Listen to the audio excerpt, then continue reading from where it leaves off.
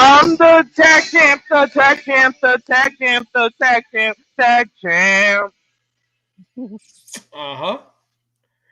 Ladies and gentlemen, boys and girls, children of all mother ages, welcome to the Under the Ring podcast, the most electrifying podcast in sports entertainment. I am your boy, one half of the tag champions. Usually, I told you I'm not gonna bring this completely out until I win the big one. But I am one half of your tag team champions. This week, I'm gonna call myself one half of the Young Bucks. The other half, the Young Bucks, my boy Justin. He's actually at a birthday party for his sister. So happy birthday! That's a big shout out first and foremost. Next with me, we have the producer, the man, the myth, the legend, the big baby Mango. We love him. We call him Mongo. Give it up for our boy. What's going on, brother? What's up, ladies and gentlemen? It's me. It's the GREG. Man, what a fucking day. What? What the past 2 days?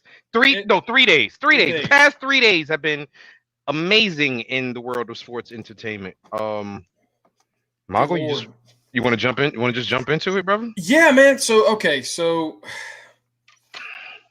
ladies and gentlemen, it's spring cleaning time for the WWE, which is their normal thing.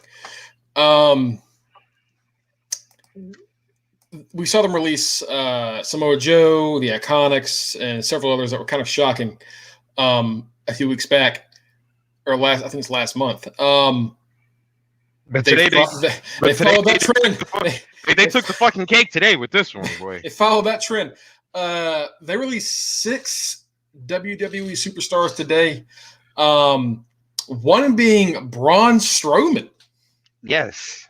Braun Strowman, Santana, Garrett, Buddy Murphy, Alistair Black. Alistair Black that's also very, very shocking. Ruby Riott and Lana.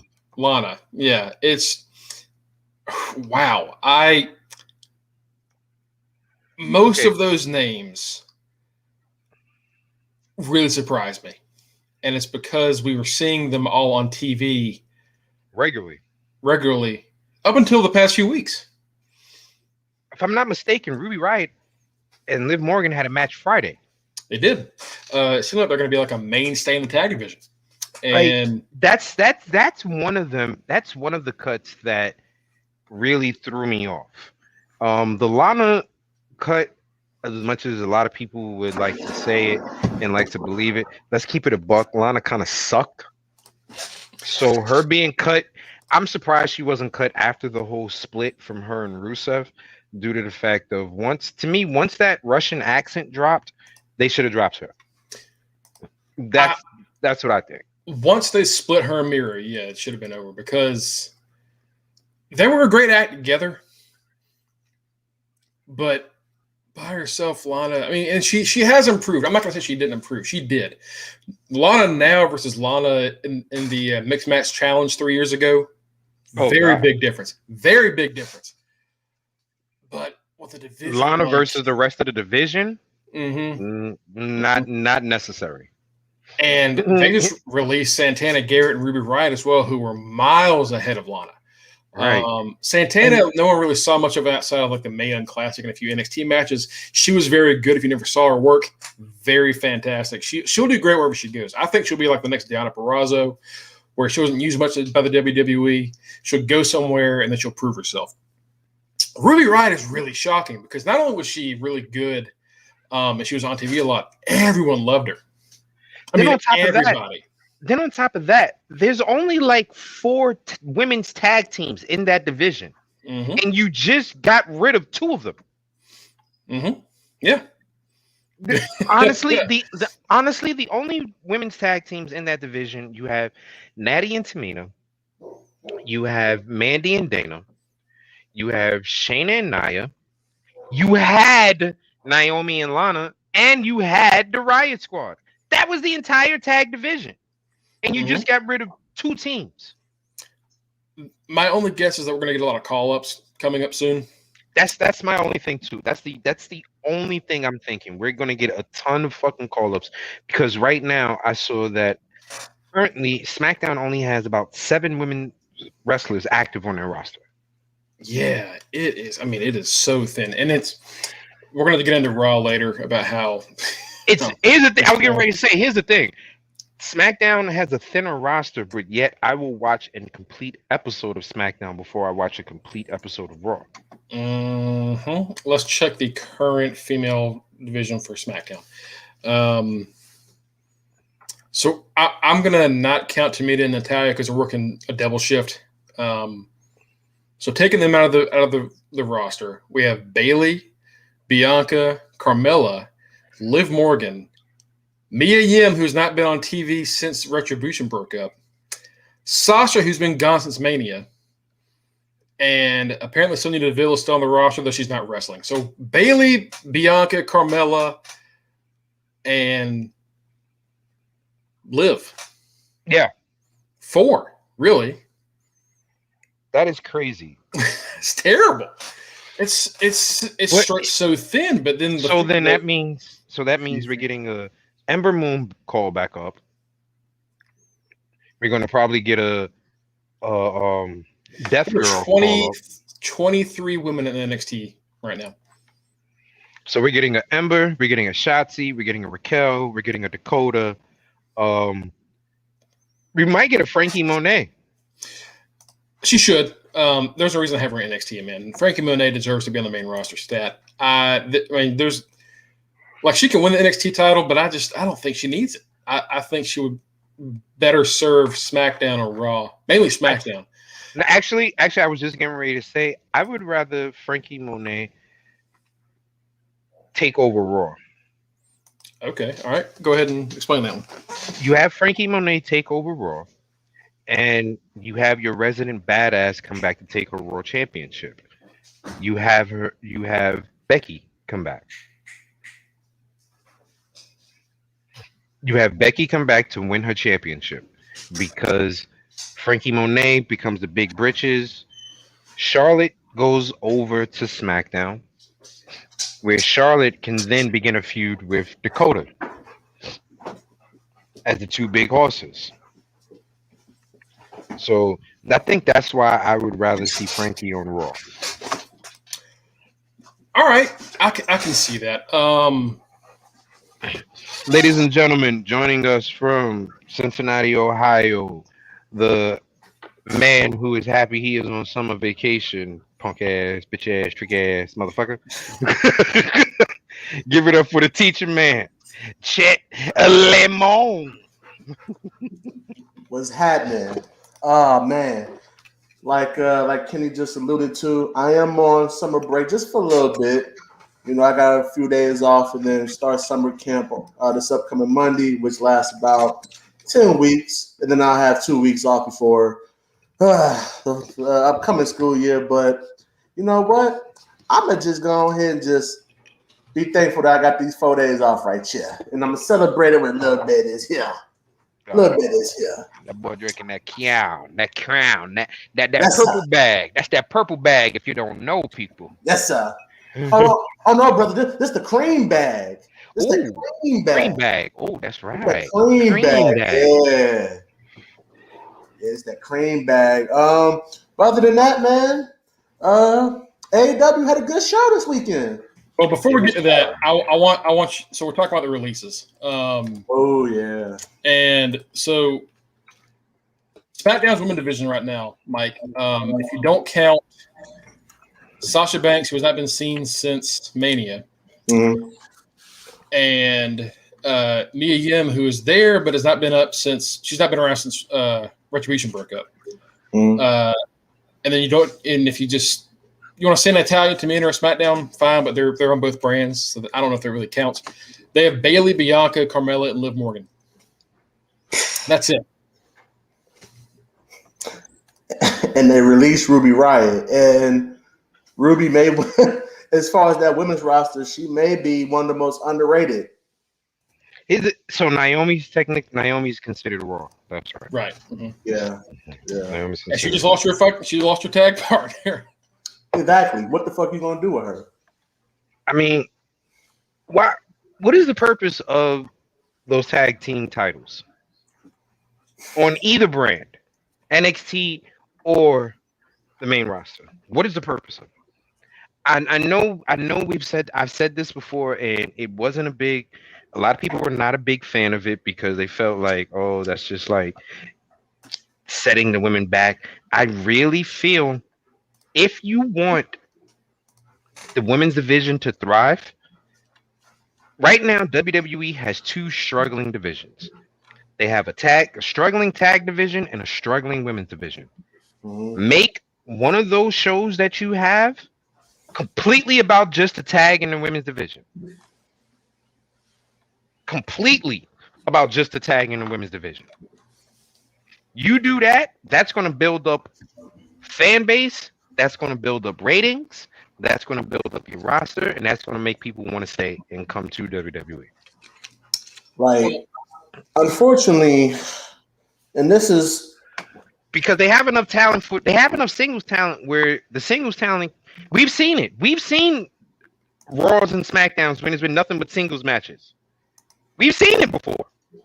Yeah. Like, even though the person may have been in a tag team, they had a singles match.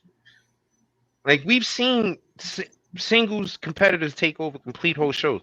They have enough talent where they can have just men's singles on the roster. Like, let's say you use, even if you don't want to do that, let's say you use an hour and a half of Raw of just the men's singles and an hour and a half of Raw of the tag and the women.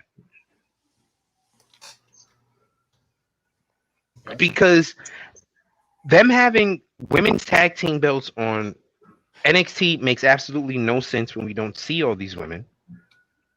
Them having it on the main roster makes absolutely no sense when there were only 5 teams, now down to 3. Mm-hmm. What sense do those belts make? Just get rid of those belts. The best thing to do would be make those tag belts mid-card belts. That's what I've been saying since the beginning, because they just don't have enough women to adequately have a successful tag division. And the thing about it is, Mike, before you came on, Greg pointed this up. There's 23 women in NXT currently on their roster. So they technically have the women. There's just not enough TV time for them. And if that's the case, why not do it like I said? You got to combine these women's rosters and just make it a free-for-all. Like, I know Fox may want Sasha and Bianca because those are faces, and USA may want Charlotte and Asuka. But at the end of the day, if you want your division to look good, you got to do something, because right now, we've said it before, Impact is the only roster that I've seen that technically has less women on it than any other company, and still has a legit women's tag division and a legit women's main title division. And they have a non-existent mid-card division. Mm-hmm. And there's only like 8 chicks. And they still managed to work that out. They managed to have a strong women's division, a strong tag team division, a strong women's tag team division, a strong mid-card, and a strong world title picture on a 2-hour show. 1 2-hour show. Yeah. Just 2 hours. That's it. And unfortunately, with WWE, they're at the mercy of these TV companies. They're at the mercy of Fox. They're at the mercy of USA. And we've said it before. They've been in this bubble for well over a year now. You could have easily merged that women's division together. Easily. And Fox will still have their key women. USA will still have their key women, but you can still blend in everybody together and still keep the network happy. This is I don't get it, man. That's just WWE being lazy. with this whole Thunderdome bubble they were in, this was the opportunity where you honestly could have combined all the belts. Mm-hmm. Reggie says he's surprised NBC doesn't offer a weekly women's show on Peacock. Until they get serious about that division, they're not going to do that. They're not going to waste money on that right now. Nah. But at this moment, for some reason they don't see the money in it, and because various wrestlers and backstage hands, producers have all said, what we should do? A women's show. Whether it's another Evolution or whether it's like an hour-long show during the week. It's been brought up. Someone we're going to talk about later on today is Mark Henry. And Mark Henry on Busted Open has said several times that for the women, he is a big fan of it. Yeah. He is, and he's brought that idea up. He actually offered to be the general manager for the show. He'd show up every week and help out with the show. So you have people that are willing to do it, and they just chose not to. That's because you have older people who are still do not understand that times and ways are changing. They don't understand the market that can have right now. Dude, there is a female vice president. The second most powerful person in the world right now is a woman. A black woman at that. Do you know the market you can get now? And come on. And not to mention, as far as, at least from my eyes, there are more women who are wrestling fans now than ever. Like I'm sure there was tons of women who were wrestling fans back in the day, but I just feel like that had expanded now. Like when you go to these like wrestling shows, you see a lot of women, and they're not just there because their boyfriends or their husbands drug them there. They actually know what the fuck they're talking about. Remember, I think it was 2 years ago when for Halloween, I had the Finn outfit on and I had the NXT title. That NXT title belonged to my female coworker who came in dressed as Bianca Belair. See? Okay. And she didn't just have one title. She had that title, she had the IC title, and she had the Divas title with her. See, that's awesome. See? And just to piggyback off this podcast, this group Under the Ring was started by a female. Started by a woman. Yeah. Started by Dez. Shout out to Big Dez. Steph McMahon, yo, Dez McMahon. If you watching us, yo, we miss you. Come back to the show. Seriously. This show was started by a woman. Mm-hmm. So look at the market. Look at the market you have, WWE. Use it. You have to use it. Because if not, you're going to miss out. You're going to miss out on a lot. A lot. You know what I mean? And what better time to capitalize on this women's evolution than with that show? What better time? It just makes all the sense in the world. And like you said, Kenny, they have 23 women on that NXT roster. You combine that with the women's roster on Raw and SmackDown, boom, easy an hour show. And then you could just rotate various women every week. Easily. Some like we mentioned before, one of the other major, I guess, releases, because we were also talking about releases. I guess the biggest major name is Braun Strowman. Yeah. Now,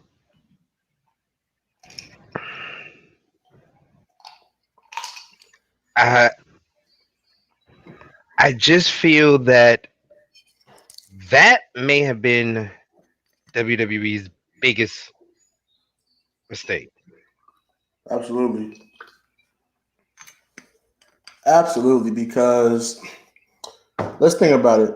For the past, before Braun got there, who was their big man? Big Show. Big Show getting up there in age. Big Show was no longer, a main event, type of wrestler, but you can do various things with Big Show. He can put people over in various things. But then you have Braun come up, right? More athletic, At the time, he was with the Wyatt family, had a great angle there. Hell, even after that, he was able to branch out and eventually, it took a while, but eventually become a world champion. And if you want someone to put a face over, you have Braun turn heel. Right. If you need a big baby face that the crowd can get behind, you put that on Braun. Come on now, get these hands over. He sat there with a fucking cello. You're gonna get these hands. And got that over. No matter what you try to say, WWE, Braun Strowman during this pandemic, along with Drew McIntyre, put the company on their backs. Mm-hmm. They put the company on their backs. Mm-hmm. Braun put the company on his back. And right now, if you look at WWE, the big men they have, I guess, would be Drew, Lashley, Omos, Priest,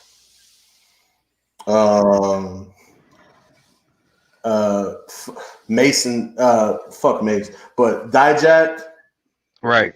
Mason, Dijak. Yeah. But do we really want to count them? Nah. Do we really want to count them? Nah. Not the tag team. Like if Dijak was on his own, then yeah, I'd count him, but fuck this post-retribution bullshit. Fuck that. And it's like, you need that larger-than-life character. Think about the eras back in the 80s. Who was the larger-than-life big man? Andre the Giant. Hulk Hogan. Hulk Hogan. You needed that. Braun, Big John, even in the 80s, Big John Studd. Yeah. King Kong Bundy. Yeah. You had the Giants. Hell, fast forward to the 90s. Undertaker, Kane, and Big Show. And Yokozuna. Yep, Yokozuna. You can even throw the actual El Gigante, the actual giant, in that motherfucking category. Mm-hmm. Like, I hate to say it, with people wrestling, once again, we say it all the time, it's a soap opera. It's a spectacle. You need those larger-than-life characters. Mm-hmm. And I think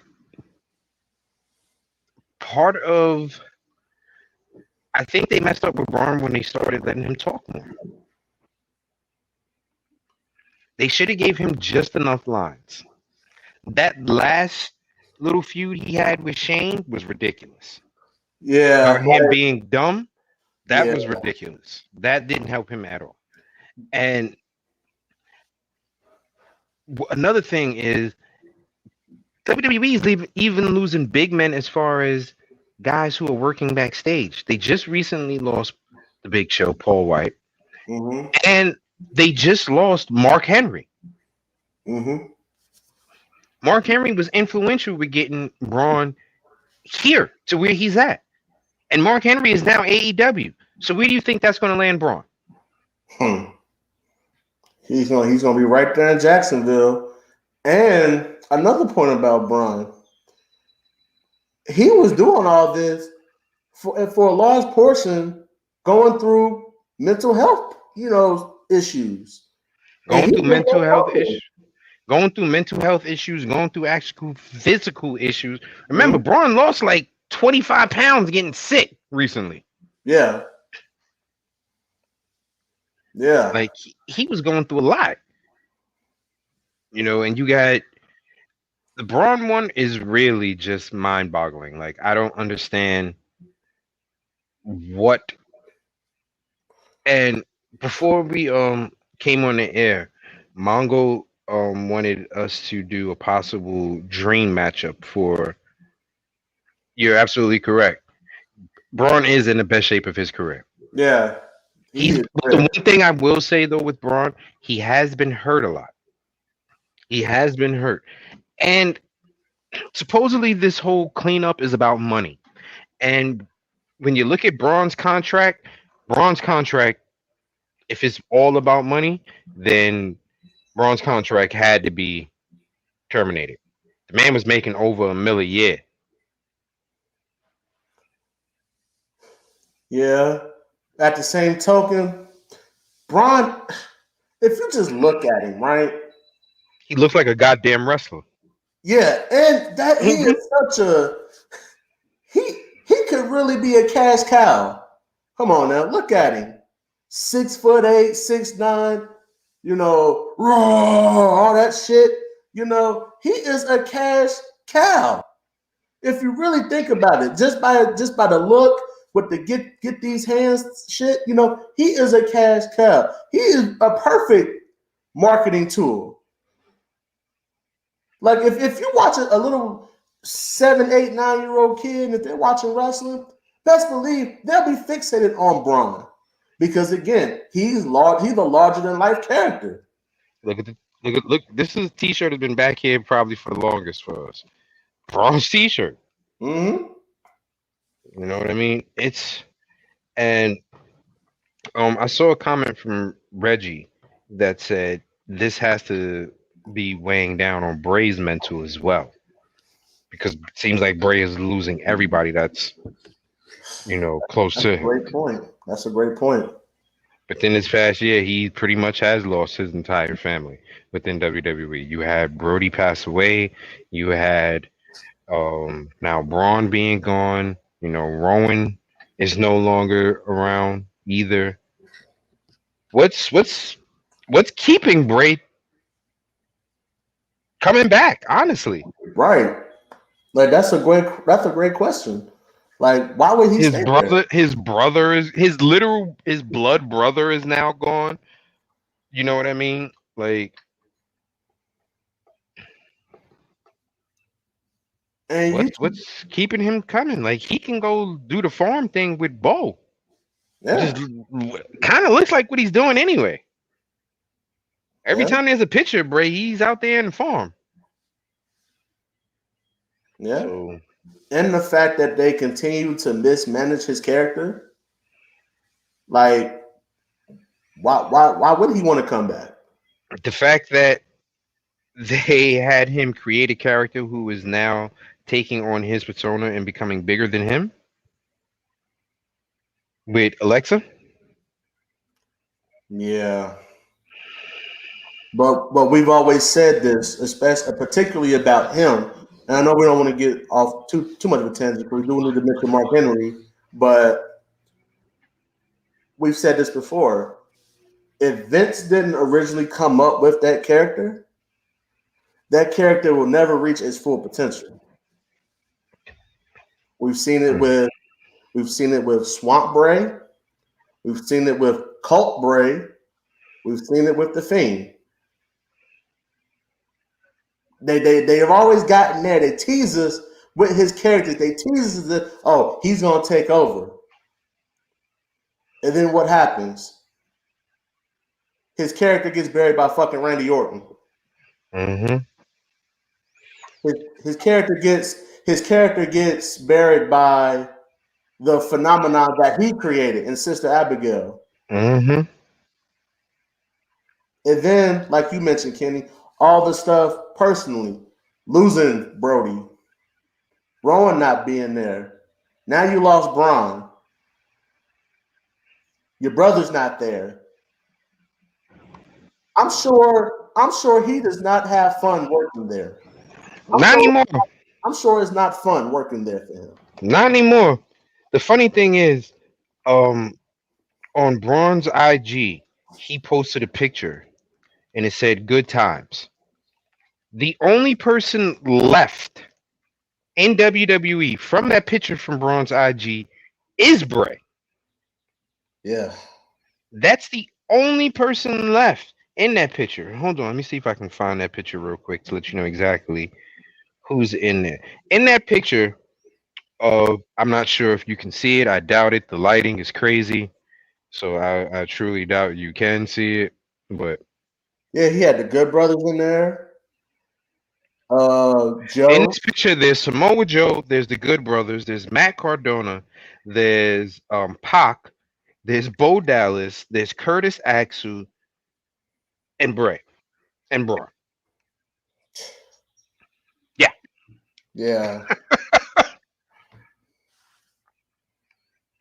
Yeah. And you want to know the funny shit?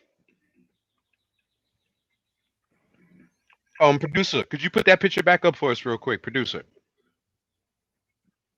The funny thing about that is, you like how I did that, right? Like, ladies and gentlemen, how the producer is not even here, and I can kind of get him to do shit. You like that, right? That's what happens when you're a host sometimes. But if you look at this picture, everyone in this picture except for Bo and Curtis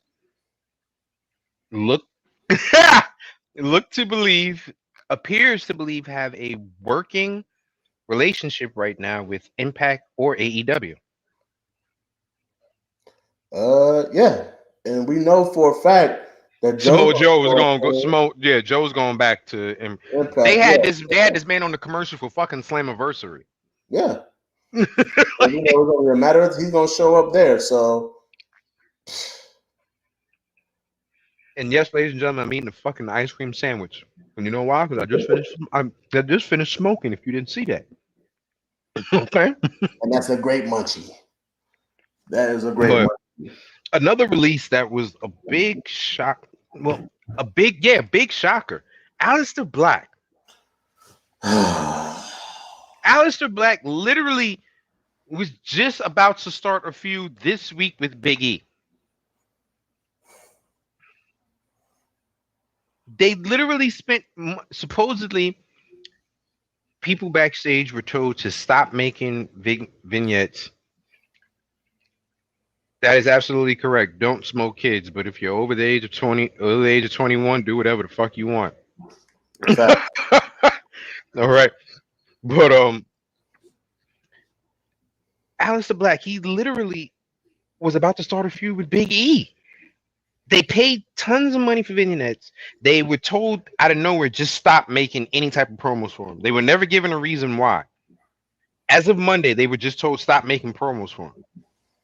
Never given a reason why, and now, boom, shakalaka. And I hate to be the I told you so person, but I knew the minute he got called up, I knew they was going to ruin him. I said it on this podcast, and I've said it various times in the chat when he first got called up. They don't know what to do with him. They're not going to know what to do with a guy like Alistair. You know why? Because in their minds, he's too much like Undertaker. And the thing about it is he's nothing like that. Just because that whole demon and the way he comes up, they automatically make him Undertaker status. Mm-hmm. And like I knew for a fact that type of character would not work on Raw nor SmackDown. Here's the thing. He could have had a perfect feud for Alistair Black would have been Bray Wyatt. Mm-hmm. Alistair Black's whole thing about his demons is his mental health demons. Who plays better mind games than Bray fucking Wyatt?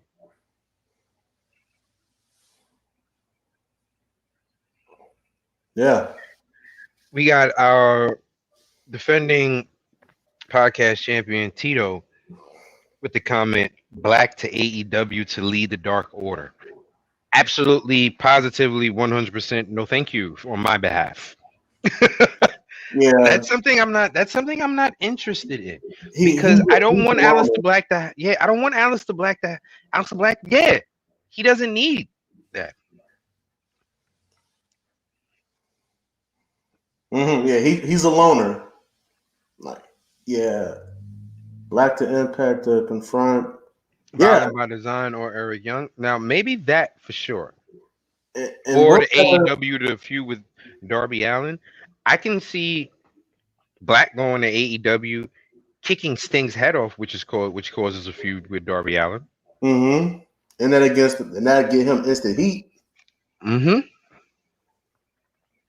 Instant heat. Kick off Sting's head, feud with Darby. You beat Darby, instant heat, and you've already established another heel. A But potential top heel. here's the thing. The one thing we haven't realized yet the one thing though AEW hasn't proven is that they don't know how to write. So as much as we would want these people over there, how good would they be? How good would they be? Like, cause think about it. AEW has no direction for some of the biggest people that they have right now. They just got Miro out of being a best man. And that took what? Well over a year? That took like a year, if I'm not mistaken. Maybe a little shorter time, but it felt like a year. How long has he been over there for a year, hasn't he? Close to it. Here's the thing. The other half of the tag team champions, our boy Otis Lee, brought up a good point. WWE just signed fucking corny ass Eva Marie, who will not even be wrestling. But yet they released Braun and Alistair Black. And Last week I was on this show ranting and raving about Boogs. I love Boogs. Only seen 2 matches from Boogs in the 3 years that he's been there. Boogs can go to another company. Alistair Black, you are losing a major top mid-carder possible world champion.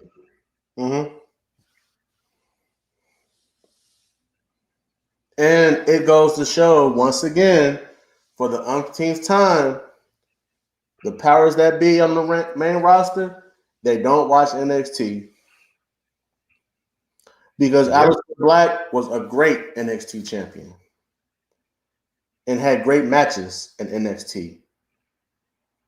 It's like, well, what makes it so laughable about the main roster is that you have this hub. You have your quote-unquote G League in NXT.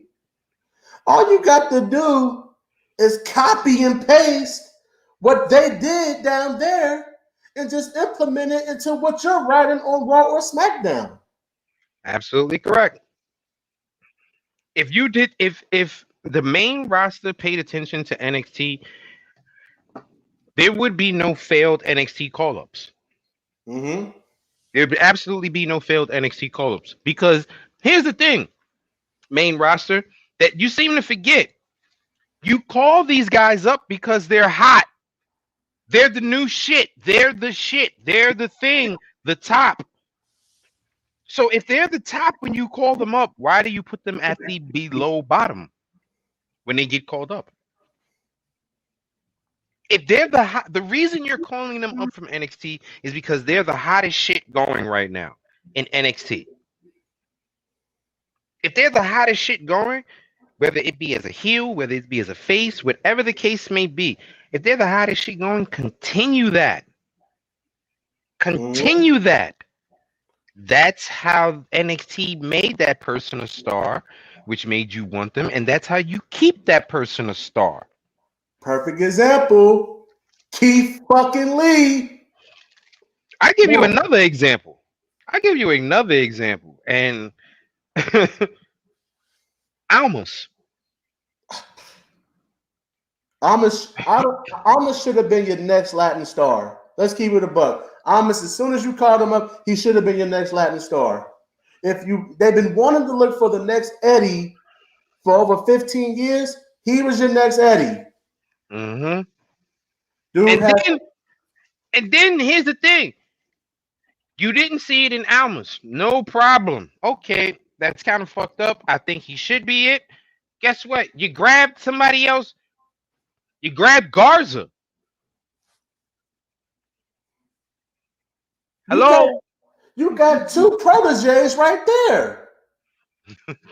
2 proteges right there. Two people with serious lucha libre lineage in them. Mm-hmm. And you choose Damian Priest.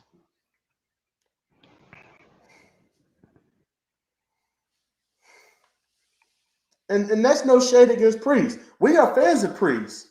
I'm a big fan of Priest. I'm a big fan of Priest. But like I've said it a couple of times in the chat, I forgot Damian Priest was Hispanic until he got to the main roster. That's not what caused me to like him on NXT. Yeah. They didn't mention that shit at all. What caused me to like Priest was he was a player. He was a rock star. Mm-hmm. He was a living legend, a rock star, somebody who wanted his name to live in infamy. Mm-hmm. But we digress as we went off topic. Going back to Alistair Black. Alistair Black. Oh, shit. I wanted to keep playing the role of having you in the back scenes. Yeah, but Okay. you did. I bet you did. Go fuck yourself. Real quick. So Alistair Black was on Twitch today, on his wife's Thea's Twitch, and talked about how he was not upset about what happened. Like I've never seen someone come out of like being fired from the WWE and just go like, "Oh man, it's cool." It's part of life. Like he was just like it's life, it's business, it happens. I enjoy my time there. We'll see what especially with AEW, where you go there and you're like, fuck the WWE, and they do all the brass ring shit. It's strange that it didn't happen. I think this. I think either with you and several of other members alluded to in he is learning how to be Flair. What you call it? So you and some of the other people alluded to with Alistair Black that you believe that he might be coming back the way he was so calm about his release. Either he's coming back on a restructured deal, or he already knows his next move. Mm-hmm. He already has that planned out and already spoke to whoever and has that already set up. Well, he's someone that can go wherever he wants to. You will find value in Alistair Black. Tommy End is now he's Alistair Black no more, and now he's Tommy End again. Tommy End will make you money. That man prints money. WWE couldn't figure that out on the main roster. I don't know why. I don't know how. But wherever he goes, he will make money for that company. And it's like we've said before, these guys now, these men and women now know that WWE isn't the end-all be-all. Yes, you will make more money than you probably ever made in WWE. But it's not the end-all be-all. Like, at the end of the day, and we're going to keep it in simplistic terms, these folks want to wrestle to the best of their ability. And too many times, WWE holds that up. Here's the thing. You're absolutely correct. WWE is not the end all be all, but at the end of the day, do you want to be known as an NBA legend or do you want to be known as a G League legend? Oh no, absolutely. Like you know what I mean? And right now, until AEW or another company steps up financially and show wise, they're the NBA. WWE is the NBA. Oh yeah, like you know what I mean. So, and when you're in WWE, you're going to have more eyes on you than ever, right? You're going to have more eyes on you than ever. But I'm gonna allude to another analogy, just like how money doesn't make you happy. Being in WWE doesn't make certain folks happy either. You're absolutely correct. Absolutely correct. They always say money can't buy happiness, but with my broke ass, they can put a down payment on a smile. I'll tell you that shit right now. I'll take some paycheck. I'll sit in catering every week. Shit. I like to eat. I can sit in catering and get a 6-figure check now. Don't get me wrong. Shit. Okay. I ain't gonna hold you. My man raised no food. May not buy happiness, but look at a down payment on a good fucking smile. I'll tell you that. Hey, how you doing? Mm-hmm. You're right. WWE isn't the end all be all, but they are the top. They are the top. And what makes WWE so lucrative to people and wanting to still be there is of course, you're going to have more eyes on you than you've ever had in your entire wrestling career. Secondly, you're going to get paid more money to do less work. Who in their right mind doesn't want that in life?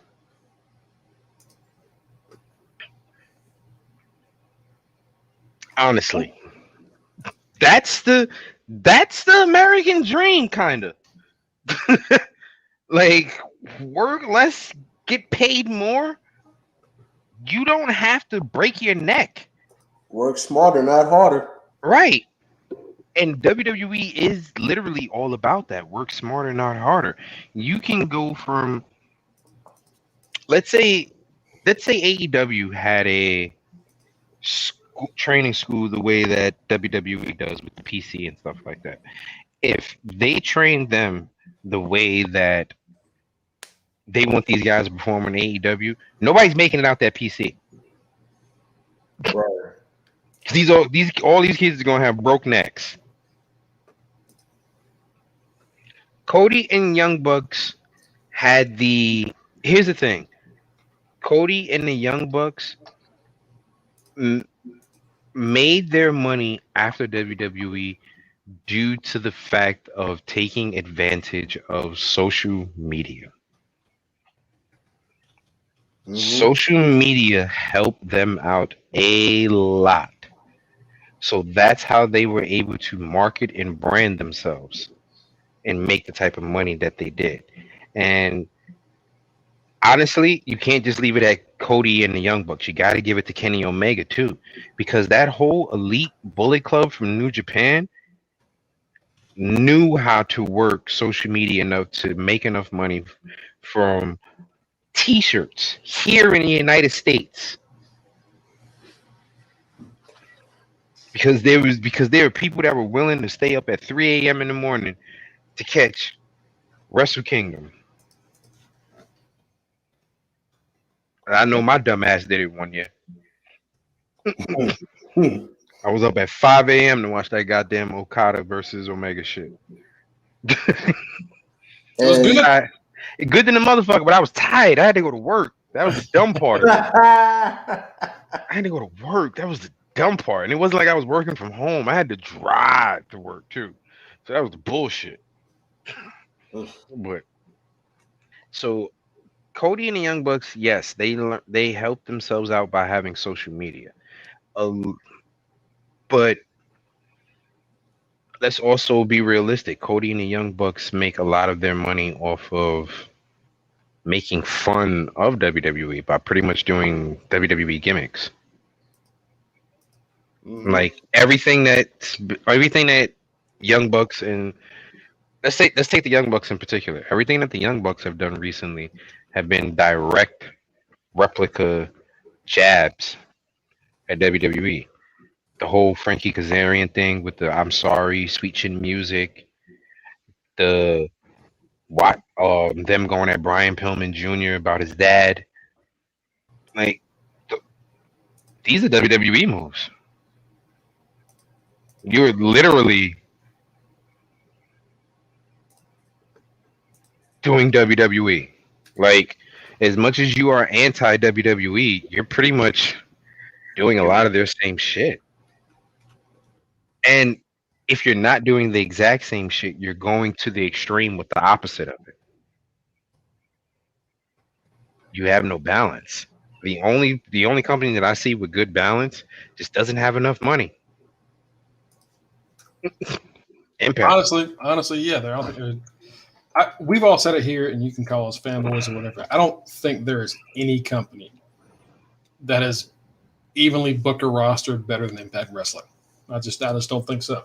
Absolutely, yeah. Every other company has a problem on their roster. Impact just doesn't. Even their tag division is a little shallow right now. Still good. Still good. Exactly. Like I can't even consider myself a fanboy because I haven't even been a fan of Impact for a full year yet. I don't think. I don't think it's been a full year since I've watched Impact completely through yet. I don't think it's been a full year yet. And just from what I've seen, they know how to handle women's division. They know how to handle men's division. They have like 4 different divisions in their men's single division within one. Mm-hmm. Like, how does that happen? They have their main title guys. They have their mid-card guys with the X division. Then they have their lower mid-card guys with the Matt Cardona. And then they got the low mid-card guys with the Johnny Swingers. Well, I think also, and I know I've said this a lot. We've mentioned it before here, but I feel like they write their shit months in advance. Like, it's like a script for them. Like, we've seen it too many times where in WWE, Vince will literally rewrite something an hour before, or 15 minutes before Raw starts. And I think Roman didn't know he was losing to Brock at WrestleMania. He walked out before the curtain. Mm-hmm. Mm-hmm. And I think AEW has that same problem too with their shitty booking. But I think with Impact, they at least write their stories at least a month or 2 in advance. That's why it flows so well each week. That's why they're able to have 1 week. That's why they're able to equally blend in their men's and women's divisions so seamlessly. Mm-hmm. They're well prepared, a well-oiled machine. I want to talk about another release. Buddy Murphy. Man, when you talk about dropping the ball, so real quick, I've been a 205 Live guy since the brand started. Mm-hmm. There are like 4 or 5 people that were on there during like their golden period. Cedric Alexander, Mustafa Ali, Drew Gulak, Hideo Itami, and Buddy Murphy. And a lot of those folks had their best matches against Buddy Murphy. Mm-hmm. That's all I'm going to say. You can go ahead. Mm-hmm. Him having to make weight each week was one of the best stories in wrestling. It's such an easy story, but it's such a great one. And I mean, come on, he looks like he was 230 of pure muscle. Easily. Like, first of all, the fact that we knew, I was getting ready to say that we knew that he was at least 235, 240. Automatically, at least the fact that we knew that, and him trying to make weight every week with the elastic bands before he hopped on the scale to make sure he was under 12. Come on, that was fantastic. Him and Cedric, the biggest 205 I've ever seen in my goddamn life. Neither one of those motherfuckers was 205. There ain't no fucking way Cedric was ever 205. I refuse. Cedric weighs more just as much as Apollo. He's about 235. Him and Apollo are pretty much the same size. Mm-hmm. And you're going to tell me he was 205? Apollo registers, they have Apollo at 240 on the roster. Apollo's Mike Allstott. Right.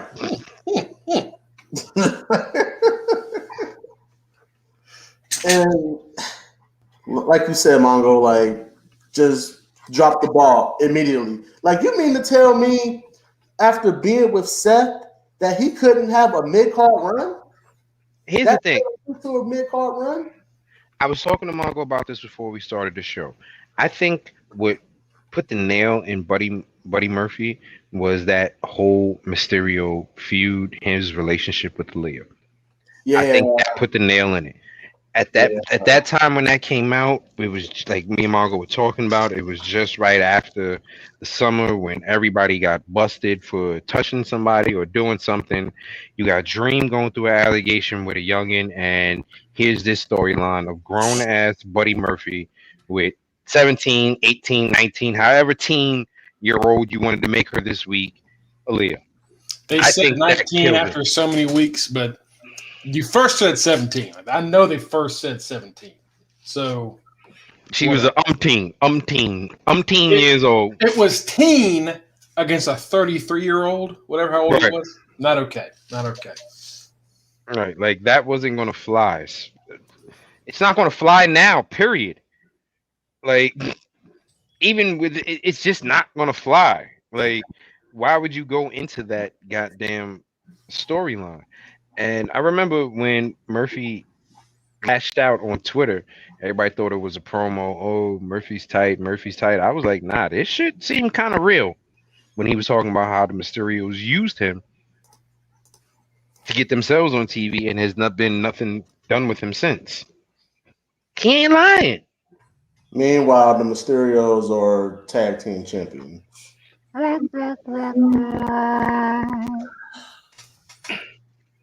So like I said, I don't like that story. I think the Mysterios holding the titles is going to be interesting if they make something cool happen with it. But right now, you never know. Here's the thing. It's a cool scenario since that has never happened in wrestling, supposedly. In WWE, it's never happened. In WWE, it's never happened. Where father and son have been tag team champions. Okay. I'm still not even sure about that. I feel like it might have happened like early times. I feel like I want to say for some reason The Rock and his father. I want to say that for some reason. Maybe it never happened. Maybe it's just maybe I watched the TV show too much and I thought it happened or something. But I want to say that happened. But I know it did.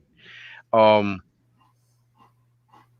Mysterios only need to be champions so the Usos can kill them. That's the only reason they need to be champions. They need to be champions so they can get the bloody shit beat out of them by the Usos for the Usos to take those belts. There's absolutely no other reason for that being champions right now. Because the other tag teams in that division, the other heel is Dirty Dogs. You're not trying to give that heat to the Dirty Dogs. The team that you need to give that heat to is the team that is with the person with the most heat right now, Roman. So give that heat to the goddamn Usos. Have them beat Dominic down.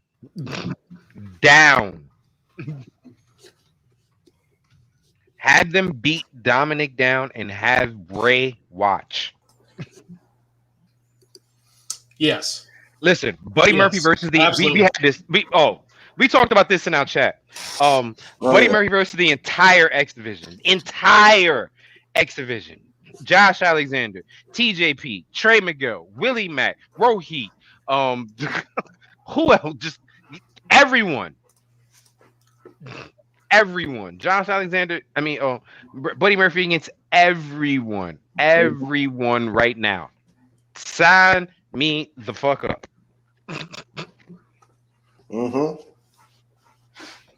Yeah. Like, and that should be a no-brainer. Because he'll get lost in the shuffle in AEW. Like, Impact is the perfect move for him. And they would appreciate his talent. And people, I hate the people that just don't give Impact the chance because they just think it's like a demotion. It's really not, man. It's really not. That's where you want to go if you want to get noticed. Because Mongo, people still look at Impact as the Impact of old. They still look at the Dixie Carter, Hulk Hogan Impact. They look at the train wreck of a decade ago. All the mismanagement with roster, with money. That's what folks still see. So unfortunately, and because Impact isn't on a major network, they're going to have that stigma. But the good thing about Impact is that you got podcasts like the Under the Ring podcast that will continue to big up Impact, our Twitch brethren. Best brand going today. No, man, like it's the reason is when you go to Impact, it's not just the idea like, oh, it's like a big fish in a small pond. No, everyone in Impact gets play. Everyone gets their chance, and you sink or swim, but everyone gets a shot. And you will have multiple opportunities. And man, once you make it work, it works. They keep you. It works. Yeah. And then with Impact, it just makes sense. Like, let's be honest. Tommy Dreamer had a title match a few months ago against Rich Swann. You would think, why would Tommy Dreamer have a match? But Tommy Dreamer has been a gatekeeper, so it made sense to throw him that bone. Hell, the same with Jazz. Another legend. She got a title run real quick, and then they immediately lost. And all of a sudden, she was the gatekeeper for a little bit. Helped push over Fire and Flavor. It's like with Impact, what they do just makes sense. And we know going into that match, Tommy Dreamer wasn't going to win that title. But damn it, they didn't give us a good match out of that. I mean, good Lord. And it was a good ass match. Yeah. It was a good ass match. Like, they just keep it simple. Like, they don't try to give you the holy shit moment all the time, like what we see in AEW, where AEW just relies on spot after motherfucking unnecessary spot, and the marks just eat it up. Like, Impact just keeps it simple. You mean spot after spot, how they had 1,500 fall finishes for the fucking Sheeda Britt Baker match? Yeah, we'll get into that. Yeah. Shit. God damn. All right, so we probably need to get into that show.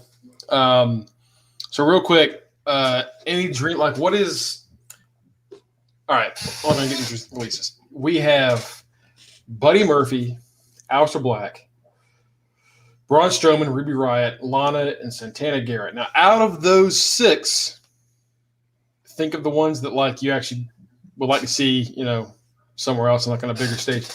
What is a dream match you have for them? Braun Strowman versus Brian Cage, Alistair Black versus, honestly, Alistair Black versus EY. Mm-hmm. Ruby Riott, I want her against Rosemary. Okay. Lana, I want her away. All right. Lana, I want her away. Santana Garrett, give me Deonna Purrazzo. And for Buddy Murphy, give me a dream match. Shit.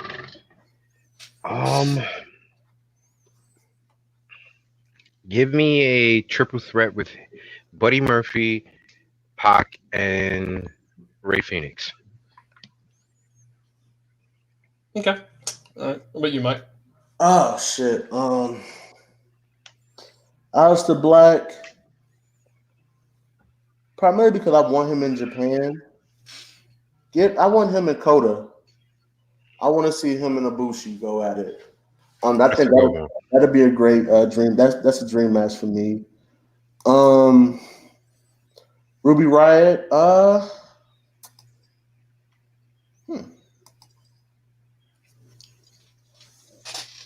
And I like Ruby. I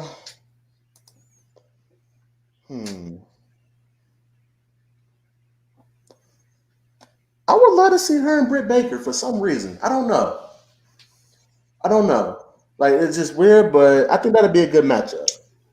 I know the reason you're saying that, and I'll tell you that when I tell you my Alistair Black pick. But keep going. Buddy. I need Buddy, and I'm gonna use triple threat. I need Buddy versus Chris Bay and Ace Austin. Mm-hmm.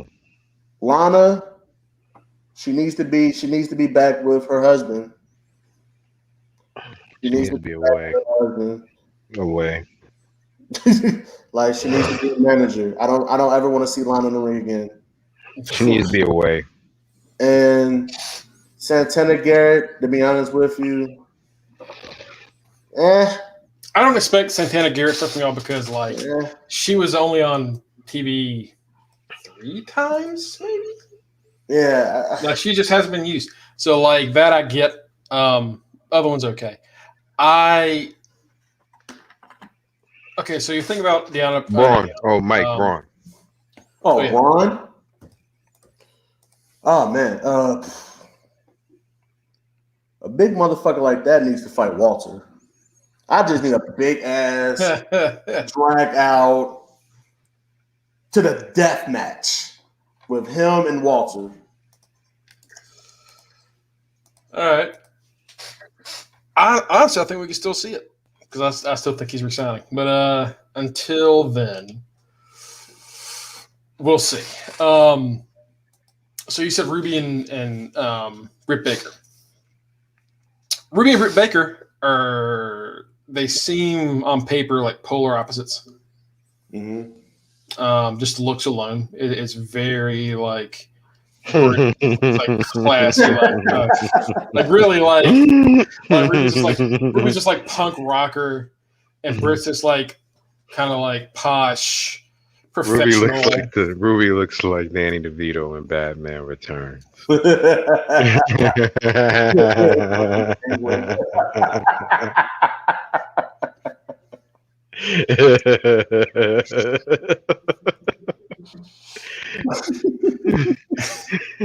At least she doesn't have Nelson teeth like what's her name? God, don't say it. Don't say it. Just stop right there. I think the reason is because they're both like polar opposites when it comes to that. Because of that, I want Alistair Black to fight Moose.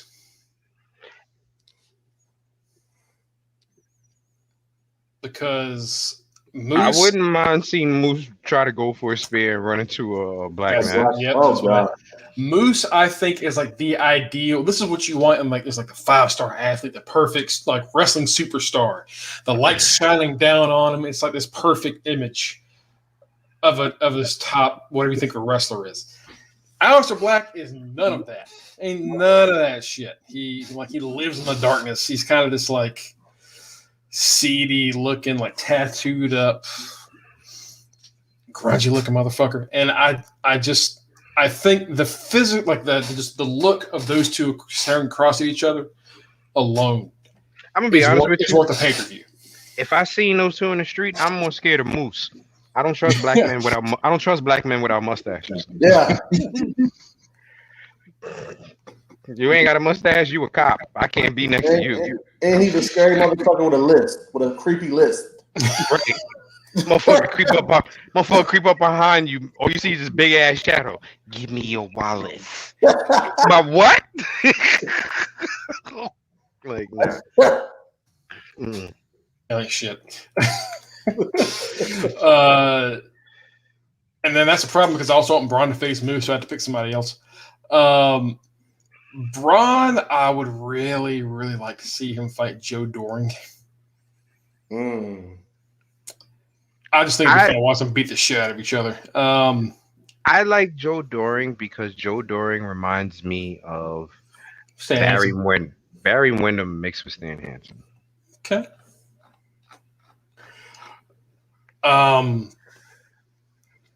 Buddy Murphy, I want to see in New Japan taking on Kota Ibushi. I just think that'd be fun. I just think that'd be really fun. Ruby Riott and Santana Garrett both need to go to AEW because that women's division is just not that great. And they would both really help build that up. Ruby Riott should go against Britt Baker. Santana Garrett should go against Thunder Rosa. Mm-hmm. And see, Lana should be with Miro. Lana should be away. Like it's nothing like I told you this before the show started that she has improved drastically, like from the Mae Young Classic to now. Very different. Go away. I just think her and Go Miro away. is such a great combination. I don't know why they just split it up. Birdie. They split it up because she fucked up when she slipped up with the damn Russian accent, and people caught that shit. That's what happened. You can't claim you're from Russia no more when you got a normal accent. So, go away, Lana. Go away. I don't know. Were you feeling that same way about Kofi Kingston when he lost his fucking Jamaican accent? Was it the same thing?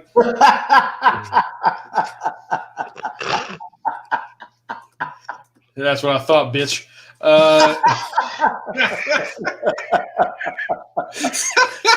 At least Kofi could fucking wrestle. All right, that's fair. Drink to that. That's fair. At least Speaking Kofi of which, could fucking wrestle. Speaking of which, Raw had its worst rating of all time this week. I believe it because I turned the bitch off. Hitting an average 1.46 million. It was fucking terrible. For 2.5 hours, this is the worst show I've ever seen. And then the last 30 minutes was a match of the year candidate between Kofi Kingston and Drew McIntyre. No dirty finish, no roll up, no bullshit, just a clean 1, 2, 3. And it was great, man. And Kofi didn't look like a loser. He just got caught. He got caught, man. He got caught. That's what happened. Bullshit. What you mean not look like a loser? He jumped off the fucking rope and caught a size 87 foot in the face. That's a fucking loser. Hey, man, if he had hit it, he might have won. Yeah, well, guess what?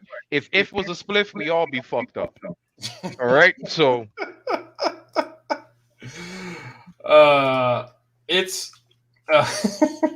No, man, it was great. It was really good. And I really wish Kofi had won because I love Drew. I do. Drew and Bobby are great, but please stop doing this match.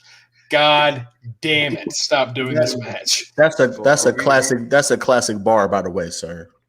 That's a classic bar, by the way. If it was a split, we'll be all fucked up. Right. But my thing with are they really holding off for Lashley and Brock? Are they really holding off for that shit? I don't think so, man. Like, as far as I know, as far as I've seen, as far as I've heard, I don't think there's been any major discussions with Brock. Like, Brock is off in Alaska banging aunts. Okay.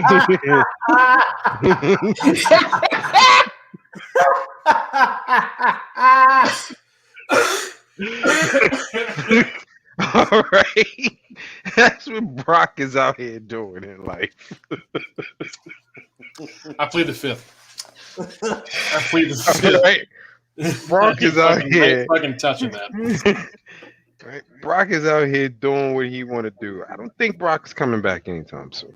Nah. I think if we see Brock again, it's going to be like November.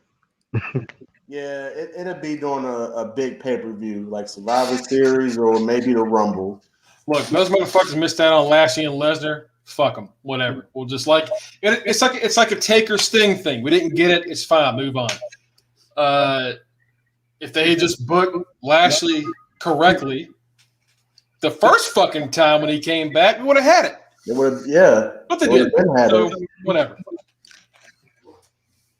I guess so. Dude, if they booked him like this 3 years ago,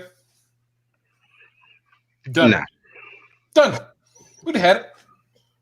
We'd have had Lashley and Lesnar, but they didn't. So then again, they didn't have MVP back then. So that's true too. But they had Leo Rush,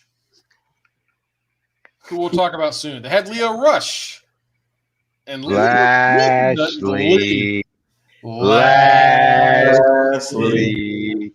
Yeah, no matter what you say, that shit was annoying and catchy. Hit him with the pose, Lashley. You just pull over and pull his ass cheeks out. That was hit him with his favorite pose. the fact that Lashley used to come out with that headband and sunglasses and look like a burnt beach ball that you tried to dress up for Halloween used to piss me off. Yeah. So you've been watching Impact the past year, and you've seen like them show the highlights. You've seen what Bobby used to look like in Impact. Do you wish he had kept that gear? Like the fight gear, like he was in fucking like Bellator. I guess. Yeah. I guess. Yeah. I like this gear in Impact. I guess. I mean, yeah, I guess. But you know what? I like the new Bobby Lashley with the suits too. The suits are some good shit. Suits and hoes. Suits and hoes. Mm-hmm. See what happens when you come to NWO? Name of this podcast. That's the name of this episode. Suits and hoes. Suits and hoes. I don't know if I like that. So, speaking of Leo Rush at AEW, we're going to get to the show soon. But AEW, the Casino Battle Royal, the Joker was Leo Rush. Now, Leo Rush is signed to New Japan, but he is working with AEW at least, hopefully, for a few dates through their partnership. So Leo was in there, and everyone got hyped as fuck because it's Leo Rush, and he's like one of the best cruiserweights in the world, and he was gone in 90 seconds. What the entire fuck? Eliminated by Matt Hardy. Like, God damn it. Why? In a match that had 90% of dark wrestlers, motherfuckers that you see on YouTube, why wasn't Leo Rush at least in the Final Four? Listen, my favorite part of fucking Double or Nothing is Miro yeeting fucking Damien halfway across Jacksonville. That was my fucking favorite part of Double or Nothing. I ain't even gonna hold you. This motherfucking Miro just yeeted Damien halfway across Jacksonville. But what do y'all think about him possibly hanging out in AEW more? What do you want to see out of that? Him beating the hell out of Sammy Guevara. That is something that I would definitely like to see. I would also like to see Leo Rush fighting against Kenny Omega, because that would be a fast-paced matchup and would be definitely something worth watching.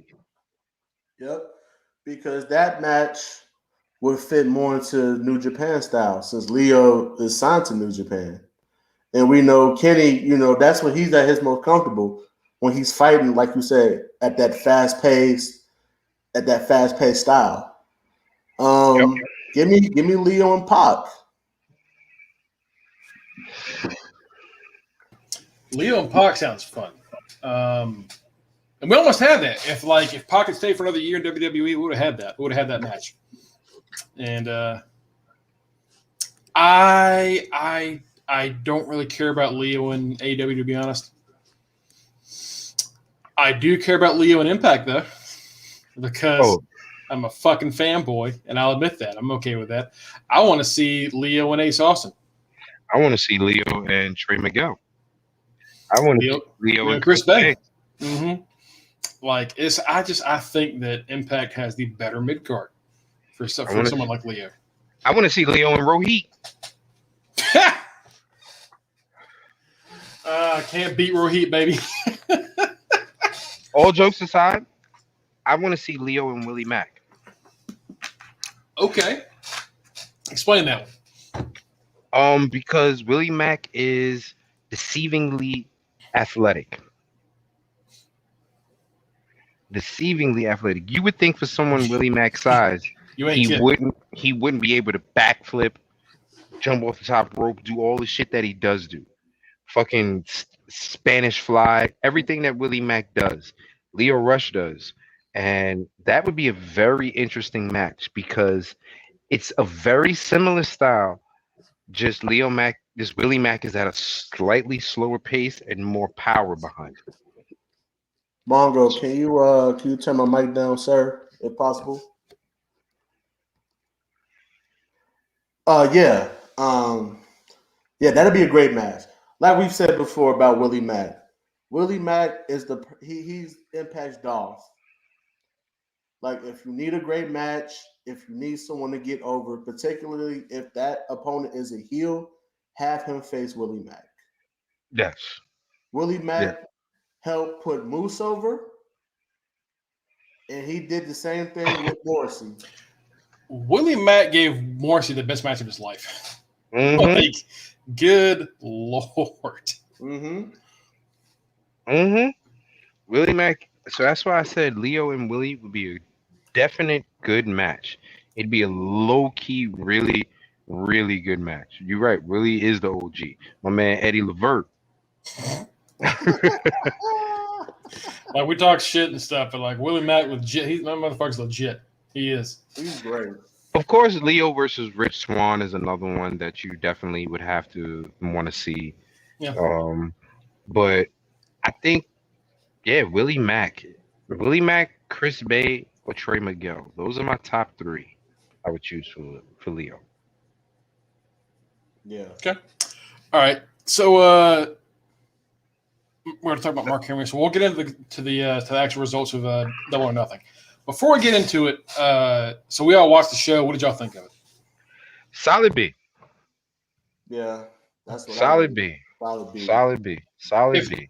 If certain matches were just cut by like a good 10 minutes. Yeah. Like it'd have been A, but my God, you don't have to have every match be 15 minutes. Like the Bucks, like that tag title match and the women's title match was too long. Those the Bucks matches match was 21 minutes, and then the women's match was 17. It felt longer. It felt, the 21 could have been cut down to 11, mm-hmm. and still made the same impact and still been good. The 17 could have been cut down to 10. Yeah. and Now the triple threat was 27. And then the Stampede match was 31. I feel like the Stampede match had to be long. Because it's a Stampede match. It's a Stampede match. yeah, But the triple threat didn't have to be as long as it was either. The triple threat could have been a good 20. Hmm. It was a good ass triple threat, though. Oh, I it ain't was gonna great. lie. There were a lot of times when that match could have ended at any point. Yeah. It was the tag match. There was a point in the tag match where Mox had one of the Bucks in like a sleeper, and he was on the ground, and the Buck flipped over him backwards, and the other one hit a 450 splash. That should have been the end because that was fantastic. Yeah. But the matches ran too long. The matches ran too long. And then Cody. Ain't no cough. Ain't no cough. Let's say it out fucking loud. Boring ass fucking Cody shouldn't have been on the goddamn pay-per-view. Mr. Oversized fucking dumbass neck tattoo. Your stupid ass should have been on fucking Dynamite.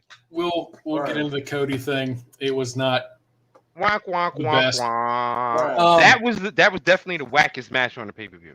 Yeah, you could have cut that match out. Honestly, one of my favorite matches of the night was Serena Deeb and Riho. I don't know if you guys watched that match. That match was dope. Dude, I don't even like that little dude. I said that was Rio's best match that she's had. I don't even like Rio, little man. I don't even like little man Rio like that. You know how I feel about that. I'm not good. You know how I feel about little. No, I feel about little Asian Marco. Legit, like I don't know if it's just because Serena Deeb is so good, but they have some chemistry. Like I wouldn't mind them running it back. First of all, let's just get into the card then, since we're just talking about it. That was the first match anyway, since it was on the buy-in. Serena Deeb has the same issue that I've seen Pete Dunne and Zack Sabre Jr. have. They like to bend motherfuckers when they ain't supposed to be bending. She had Rio's foot damn near on the back of her head like this to get Rio to tap out. And a couple of times during that match, you know, we have our UTR points. Serena is a badass. We have our UTR points and stuff like that. I was in resolution chat like, yo, we about to lose this shit to fucking Rio. Unfucking believable. And the bullshit is, I'm not mad right now because she's putting on a good ass match. Rio and Serena Deeb have really good chemistry. I've seen a lot of women have great matches with Serena Deeb. So it has to be Serena Deeb then. I think so. And I think Rio's had like some other good ones. It's just I have a question. It's just the fact that you shouldn't beat certain people is my thing. I have a question. Was Serena a heel or face? Heel. Serena's a heel. Serena started turning heel when she came back from injury. She became like a more aggressive, badass. I get that, but you couldn't have told that crowd she was a heel. Well, because they look, man. It's the thing about that now is, and I think this is probably what Cody and them always get at when like, oh, there aren't any faces and heels. If you're a good heel, you're gonna get fucking cheered. I mean, the only heel that doesn't get cheered is Baron Corbin. That's it. And Gibson. Okay, and Zach Gibson, yeah. People fucking hate Zach Gibson. Yo, if Zach Gibson and Baron Corbin walk down the street together, they're getting jumped. immediately. Yeah. By shoes and bourbon bottles. 1,000%. Yeah. What was it? But Serena Deeb and Riho put on a damn good match. And like you said, Mongo, I guess Riho isn't that bad. It's just the people that they have her win against and the way they have her win.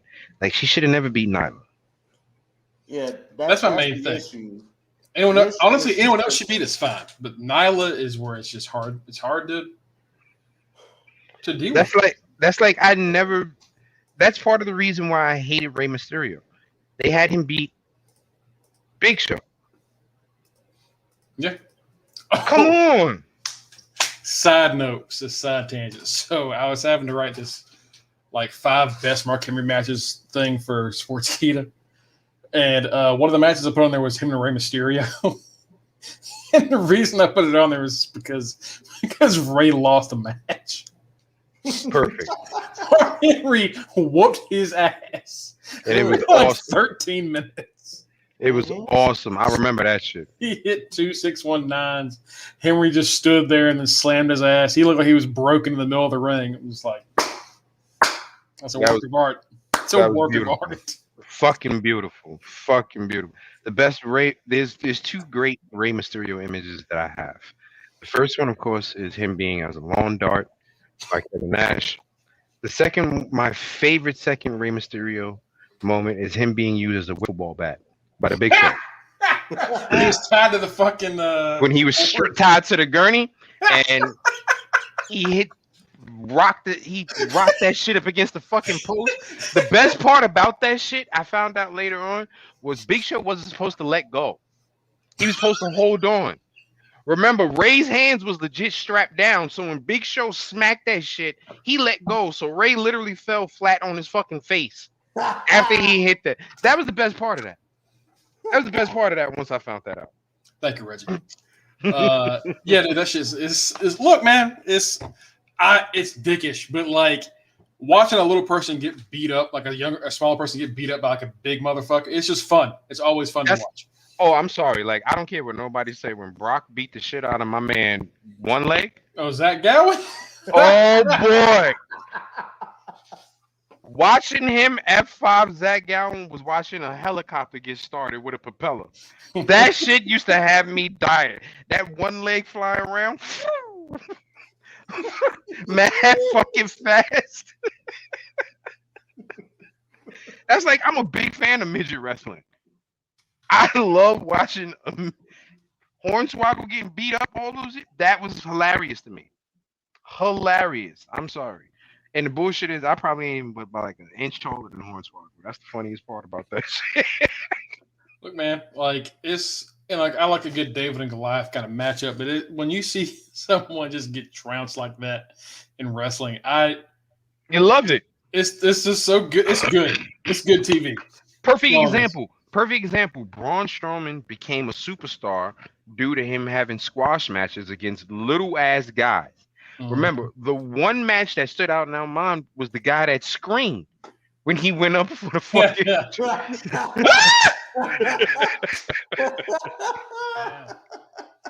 I can do the scream. Yeah.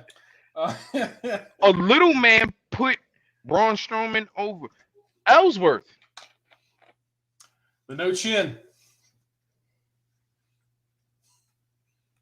That stuff, it works. It leaves an image in your head. It is what it does. And it just funny fucking image. It's just funny. Like look, man, that's why I think that's part of the reason why I don't like now more than ever we get a lot of matches where like the smaller person almost always beats the bigger person. I mean, it's like you're robbing me of some great imagery. You're robbing me of some great comedy. One of the greatest comedies I've ever seen was Roddy Piper and Cowboy Bob Orton holding down the Haiti kid and shaving his fucking head. Watching that little midget's legs squirm was so fucking hilarious.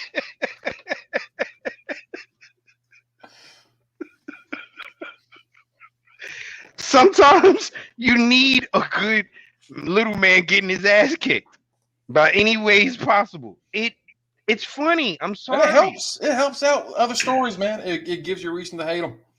And it gives a reason to make a guy an underdog. You can't always be an underdog if you're a little dude and constantly winning. You're not an underdog anymore. Right. You're a cheating little fucker. That's what you are.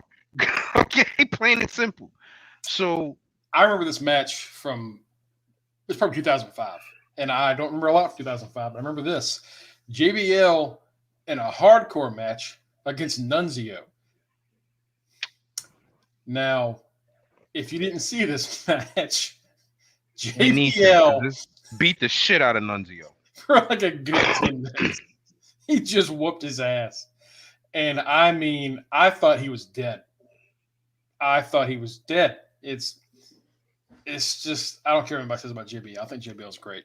I mean, he's a dickhead in the locker room, but in the ring, I'm not gonna lie. I'm with you, Greg. Yo, I like brawl ass JBL. Oh yeah. It's cool shit. Still think that clothesline from hell is one of the fucking greatest fucking finishers that we've ever had. Still Absolutely. think that. Dude, like a good lariat, just knock your ass out. Ain't nothing better. Then the fact that he was what 6'7", damn near 300 pounds doing that shit, bouncing off the ropes. He bounced back so far you think the ropes are gonna snap. Then he just boom. You're dead. You're done. It was perfect. All right, what was the next match after Serena Deeb made Riho tap? Adam Page beat Brian Cage, and that was a good match. Good match. I felt one too many false finishes. Mm-hmm. I would like to see one of these matches happen without interference. Yeah. I think Adam Page and Brian Cage have really good chemistry together. And I'm seeing a lot of interference with Adam Page's match, and you can't have the person who it's clearly deeming to be the next champion. Every match that he wins is due to interference. And it's either someone's coming in to cheat or the Dark Order's going to come out every match and be like it's a distraction. Yeah. But that's still a thing. Like Dark Order and him. Like obviously he's not going to lead the Dark Order. So why is that still a thing? Like I don't know. Like that at this point, like that just confuses me. I'm okay with the Dark Order being a thing if it just they needed to do something. Right now it's just kind of the same old. It's kind of the same reason why I don't normally like Orange Cassidy, because Orange Cassidy is the same joke over and over again. With no lines changing up, it's the same stuff. So with Dark Order, it's the same thing every week. Brody gave them purpose. Mm-hmm. That was a legit leader who wanted to see them win, and if they didn't win, they got chewed the fuck out. So that his passing fucked them over. Yeah, because just when they started getting good and getting the reason to be there. All right, what's the next match?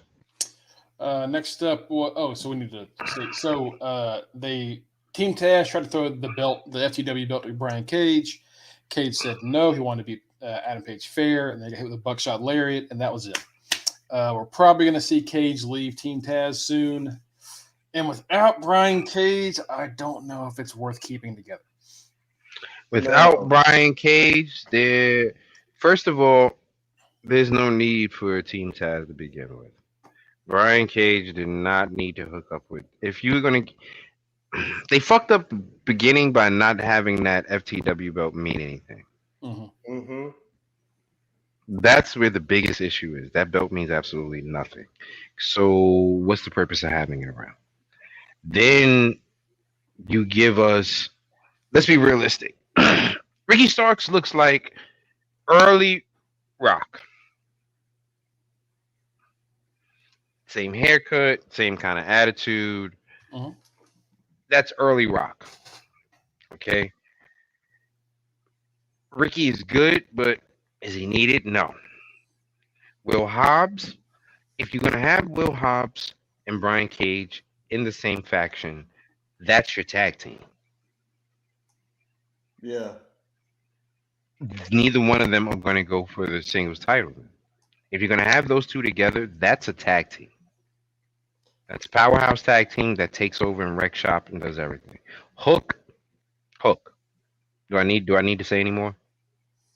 And then the icing on the cake was them losing to Darby and Sting a couple months ago. Yeah, they should have. And that's another one we're going to talk about later. But yeah, they should have won that one. Next up is the tag team title match: the Young Bucks against Eddie Kingston and Jon Moxley. Pretty good stuff. It's a typical Young Buck match, but man, the people love Eddie Kingston. Man, do they love Eddie Kingston? Oh yeah. And I'll say this about Jon Moxley. I like Mox. I know y'all don't. Mox and that theme song he has now. The Wild Thing. That was a good buy from old Tony Khan. Tony Khan buying these songs, it's working out pretty well because they were going crazy with it. Okay. I don't just listen. Mox is from my hometown, so I'm gonna have a little bias. Okay. The thing with Mox is that he should not be around your world title. That's my biggest issue. That's my biggest issue. That he should not be around your world title. And that title reign was just way too long. But he can definitely hold down the mid card and the tag team title. And they should have won that match last night. And I'm gonna just put a prediction out there. The Bucks are gonna lose those tag team titles, and they're gonna lose it to who we're gonna mention in a little bit. The face painted father and son. Okay. Putting it out there already. Early prediction. Because they want Sting to have one last title run. That's interesting. I don't know if I agree with that, but it wouldn't shock me. Next up was Jungle Boy winning the Casino Battle Royal, which, by the way, good choice. Good choice. Good job, Tony Khan. Good. That's good. And a good pick by me. Good pick by Kenny. No, man. Again, the theme song, his song that he comes out to, people love it. It's dope. Yeah, it makes you want to sing. And here's the thing, Mike. I do believe the Young Bucks are going to lose those titles, but I believe they're going to lose those titles to a lesser, I guess, relevant team to everybody else, but not much. They're going to lose those titles to Brian Pillman and his tag team partner. Griff Garrison. Varsity Blondes. I think they're gonna lose those belts to the Varsity Blondes. I like the Blondes myself. And Kenny Omega is going to lose a championship to Jungle Boy. Which championship? Don't know yet. But he's going to lose a championship to Jungle Boy. He's got 4 he can lose. I don't think he loses the AAA one because Almas is going to take that. Almas is going to take that one. Isn't that match coming up soon? Yeah. It is. As far as the other 3 belts,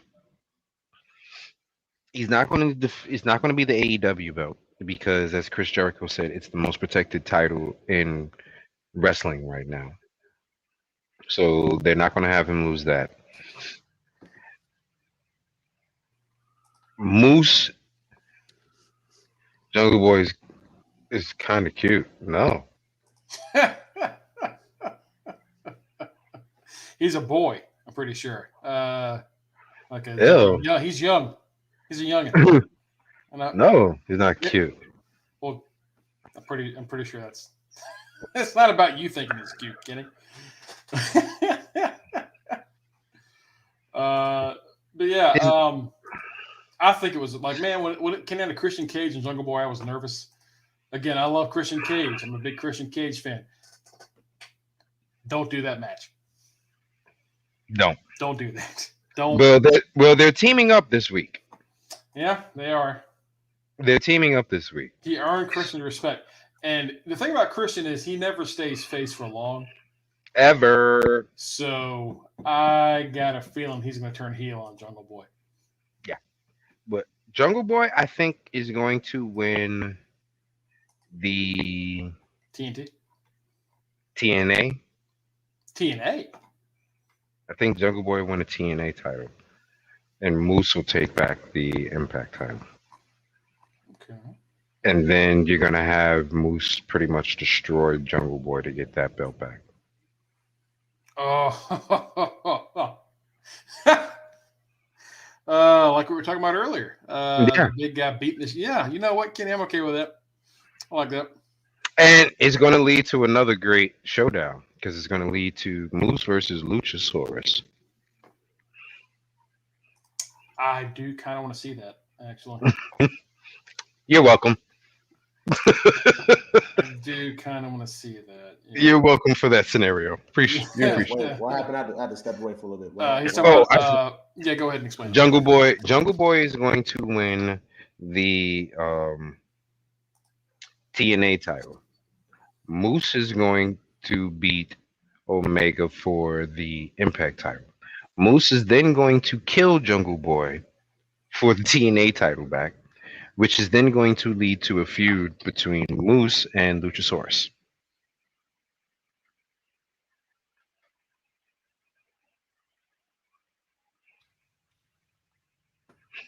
You're welcome. Yeah, I like it. And that's how. Let me think about that. Hell no. To the no. Hell to the no. We don't want no Christian and Omega. No. Because No. Because he doesn't need the title. Right. At all. It just doesn't need to happen. Christian, if he's going to keep wrestling, should really work with the mid-card, lower mid-card scene. I just don't think he needs to win a world title. And also, if he does win that, he'll be the only person to hold the Impact, WWE, ECW, and AEW World Championships. Ooh. So you know what? He's probably going to do it. Christian, they count the big gold belt as the WWE title. Right? Yes, they do. Yep. They count them all as the heavyweight title. Yep. And the WWE ECW title, they still count as an ECW championship in the record books. So he'd be the first to have all four. Here's the thing. Wow. As much as I bitched about it, Edge actually did the right thing by putting Roman over.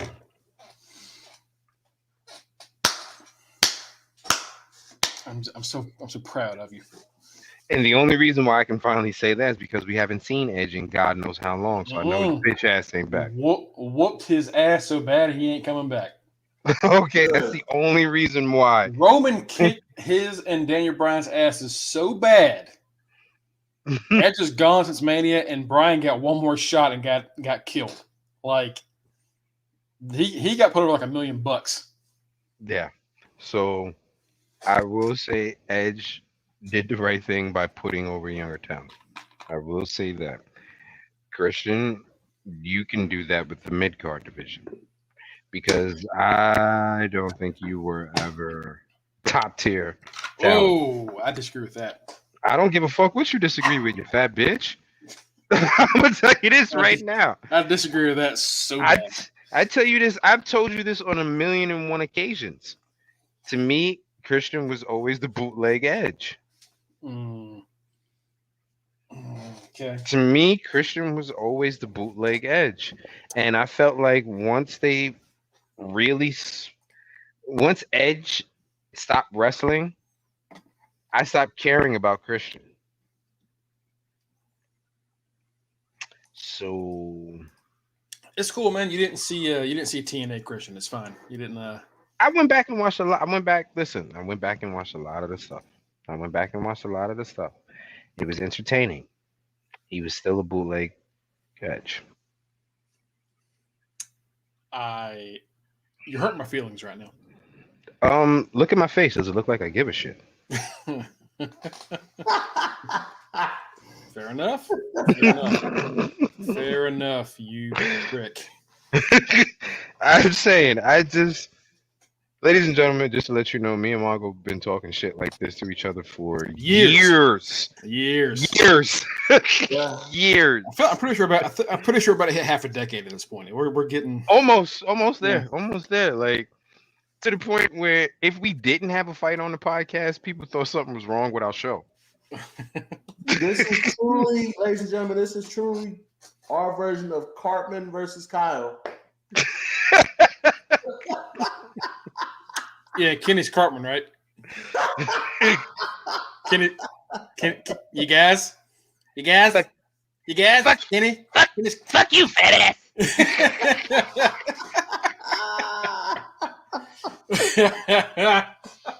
How would you like to suck my balls, Mr. Gas?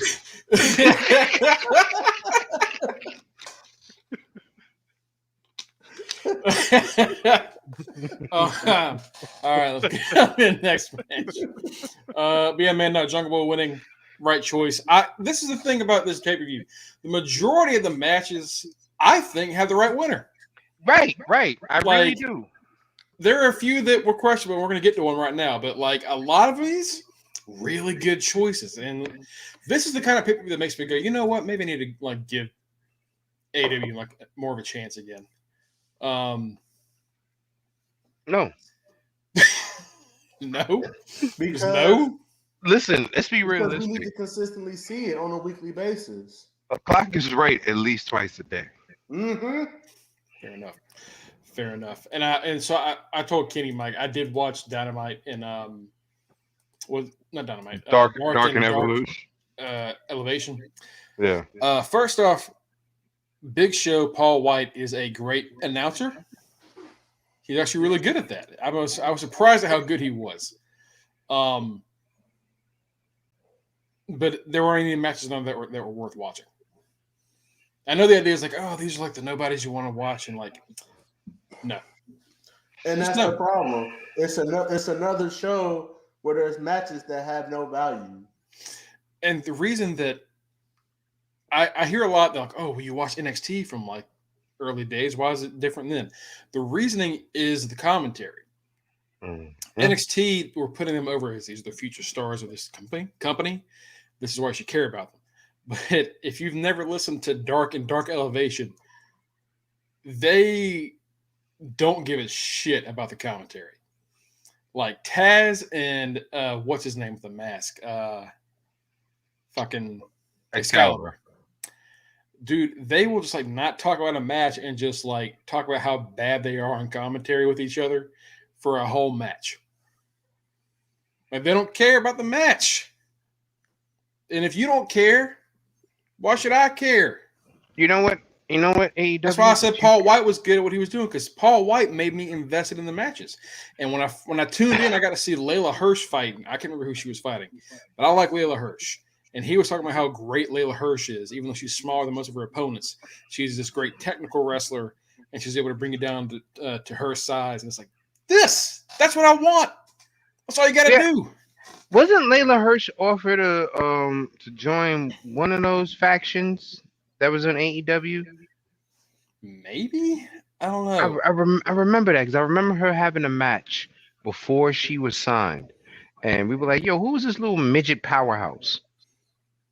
We were talking about that. And then the next thing I know is one of these little factions signed her. And I don't know which one it was. I want to say whatever one Kip Saban was a part of. I don't know. He was a part of something, wasn't he? He was a part of some kind of group. Yeah. Wasn't he with Blade and Butcher and them? Maybe. I don't remember. He had another person he was tagging with before Miro came around. I think it was Blade and Butcher because it was them at the Bunny. Maybe. But yeah, man, Layla Hirsch is good. I said a while back because like they had Layla Hirsch on AEW and Zoe Stark in NXT kind of around the same time, and I was like, those two are going to be big stars. And right now, NXT is treating Zoe Stark like a pretty big star, and AEW has Layla Hirsch on Dark. So Yeah. put your women's division on your main fucking show. God damn it. You have enough women to make it happen. Do it. Do it. Don't give the Bucks 15 minutes every week. Just give them a chance. Right. Anyway, next up is Cody Rhodes against Anthony Gogo. And Cody Rhodes came out like fucking Homelander from The Boys. Like, dude, what the fuck are you doing? Have you guys seen The Boys? I know Cody Rhodes came out looking like a broke ass Captain Marvel. I'm gonna show you what this character looks like. This is Homelander. But I haven't seen it yet. There's this. So The Boys is about this like it's a superheroes. It's like a world of superheroes, but it's kind of like a fucked up world. It's kind of like Watchmen, but more fucked up. There's a superhero that like he's kind of like the Flash, but he can't really tell where he's going, and he runs through someone and kills them accidentally. Excuse you? Yeah. Like this guy's about to, he's putting a ring on his girlfriend's finger, and all of a sudden he's just holding his girlfriend's hand because the rest of her has dematerialized because he's run through her accidentally. Oh wow. That's The Boys. This is the villain of the whole fucking series so far.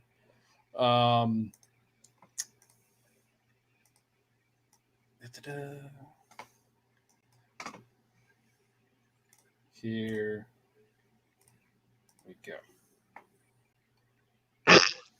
Ha! That's Cody. Yeah. Like, dude, you did that on purpose. You had to do that on purpose. There's no way that how was that not what you were going for? And I'm saying, isn't that also kind of play off of WWE with New Day always doing some type of cosplay? Like they just came out of the Power Rangers. It's okay, I think, for other people to do the cosplay thing, but like you need to, considering your message and then the whole Anthony Gogo thing, and how people were like, "Wow, really weird decision to go with on that, Cody." Like people hated Cody's promo. It was too political. It was too political, And you scared the shit out yourself, huh? You big bitch. I did. And then this happened, and I don't know, man. I feel like this is on purpose. I feel like if I didn't know any better, I'd say we're about to get a Cody Rhodes heel turn, but we're not going to, because he thinks he is the big hero. And we're not going to get a Cody Rhodes heel turn for the simple fact of he's having a baby. Everyone loves a baby. So that's going to soften him up. He's having a baby. So can't be a heel turn when you're coming a new daddy. Hell, then, even Miz went face for a little bit when Maurice had the second baby, remember? And I'll be honest, for a few of those promos, Miz cut a good babyface promo, but it didn't work out in the long run. I agree. And yes, fans, this is another fucking ice cream sandwich because I told you I'm hot. Anthony Gogo has been winning matches by punching someone in the gut. One time. He punched Cody like 1,811 times. Cody shrugged that shit off and just fought back, and he didn't even beat him with his finisher. Put up the old vertebraker, which I admit is cool. I absolutely love the vertebraker. That's some good shit. That is probably my top finisher of all time. I absolutely love that move. I love that move so much, I would give it to all my creative wrestlers when I would play. I don't give a fuck what size you were. You were getting a vertebraker. The first time I saw that move, because I wasn't watching wrestling when old Shane Helms was doing it in WCW. That's when I first saw it. So what I saw was when Homicide brought it out, and he called it the Gringo Killer. Mm-hmm. And he almost had a pretty nasty vertebraker, man. I'm not going to lie. So I love that move. But didn't even hit the crossroads, hit the vertebraker instead. And I feel like in a company where you have to hit your finisher 90 times to get a pin, maybe that shouldn't have put away a Gogo. I don't know, man. I don't think a Gogo should have lost the match. I don't know about y'all. Wrong guy won. Wrong guy fucking won. That was I was flabbergasted. I was dumbfounded by that. So let me ask the question. Has Cody ever lost at a pay-per-view? Yeah, he lost to Chris Jericho. Okay, that's right. And I think he did lose to MJF on pay-per-view, I think. So he's lost twice on pay-per-view. But I think every other match on pay-per-view he won. Actually, I'm gonna look up Cody's record. But what did y'all think of this match? I think that, like you said, Anthony Go's been putting everyone down with one punch. How does Cody shrug off like 4 of them? Like good, solid ones. Cody is the bathroom break. Nighttime, night, boring. Cody. Do yourself a favor. Paint your face. And this is put that costume back on. And again, this goes back to their lackluster storytelling. You want to build a Gogo? He had to win that match. He had to win that match. If you're going to make him a heel, if you're going to continue this story between him and Cody and blah, blah, blah, you needed him to win that match. You needed him to defeat his Cody's version of the American Dream. Speaking of that, you can't even call yourself that when you didn't come out to your daddy's music. You didn't wear none of your daddy's outfits. Nothing. So he's lost 3 pay-per-view matches since AEW started. He is currently 41-11-3. So he's got a 74.5% win percentage in AEW. Where's the top? Omega? Top 1 percentage in AEW? I'd have to... Was it Darby? It might be Darby, actually. Well, no, it'd be MJF. MJF's only lost 2 matches. Yeah. He's lost twice. Or it's fucking Sean Spears with his 90 wins in Dark. So that means somebody's beating the all-time great? El Torito? Oh, you meant all time. You meant all time who has the highest. El Torito, baby. Ain't no one better. Ain't no one better than my man. 97.6% win percentage, baby. The king, El Torito. A Gogo is a goner because there's no bouncing back. Yeah. I mean, I think he looked good in the match, man. Like he hit a good frog splash. He had some good moves. He looked good in the match, but it's a wrap. He lost his first feud. And what didn't help was his first feud being against Cody. The thing about Cody is Cody's Teflon. Cody can lose every match he wants to. He can come back fine. But he chooses not to. And this is the one, like him beating QT was weird because, like, first off, no one gives a shit about QT. But QT was the guy that betrayed his brother and like had the hit on Cody. So he should have lost to QT at least, but he didn't. So then you have a Gogo. Well, he should lose to a Gogo. No, he didn't. So what is the point of the feud if to not build somebody else up? To put Cody over. Who you gonna pick out of that group? Camarado, Aaron Solo.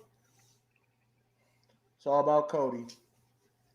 This was and people on a Gogo cuts. He cuts a good promo. He has a good look. He's unique. That was the guy. That was the one. You didn't do it. You know what it was. I know exactly what it was. Mm-hmm. Mm-hmm. But also, Cody loves to fight for all Americans. Yeah, you can't have a British black.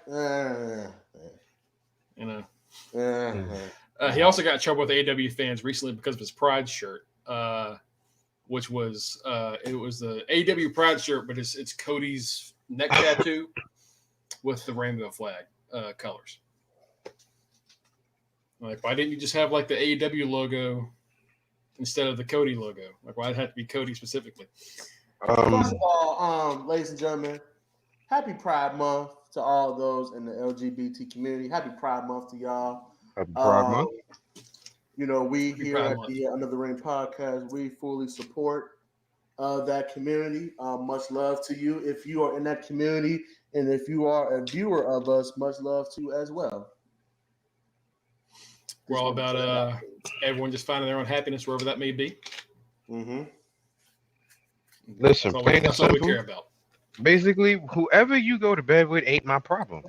Mm-hmm. That's what this all boils down to. I don't care who you go to bed with. That's what this is. That's what this is all boils. I don't care. So that's why we support everybody over here, because we don't care who you go to bed with. As long as you treat me cool and with respect, that's the same thing you're gonna get back from me. Mm-hmm. Be cool and be happy. That's all I care about. Be cool and be happy. Basically, Other than that, I don't care. Don't care. But the thing, they're trying to say, Cody's just trying to appeal to a certain fan base because he's already in hot water with them. I don't know if that's true or not. Maybe if he wasn't already having issues, then people wouldn't have cared as much. But him just turning a blind eye and being like, "Nah, it was the greatest promo of all time. Everything I do is great." That's not good. First of all, let's address the elephant in the room. That damn neck tattoo is like a big ass Confederate flag. Yeah. Yeah. Let's keep it a So all right, hold on. So we're just gonna say it. We're just gonna say it. We're gonna admit We're just gonna come out and say it. That shit look racist as fuck, Cody, bro. Mm-hmm. Like, bro, I don't care if you say it's your American dream, it's your logo or whatever.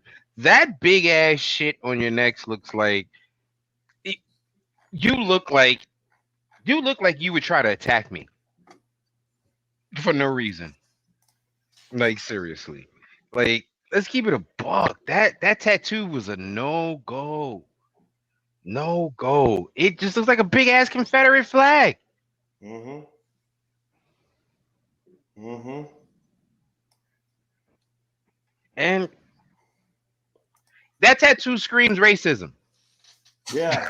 Okay. You know what it is? It's the fucking like winged eagle skull. It just is not a good. That is not a positive image ever. That has never been like, man. It screams racism. It screams Jim Crow. Like, like that's what it screams. It screams the word that I was so happily to use last week. That I'm not going to Mongo. Yeah. Yeah. The word with the hard ER. Yeah. The hard ER? Oh, shit. I feel it building. No, I'm just playing. My butthole is clenched super tight right now. Yes. You can't pass a fucking, you can pass a fucking pebble through there right now. Yeah. We won't do it to you, Marco. We won't do it to you. We'll give it a rest. The old AJ.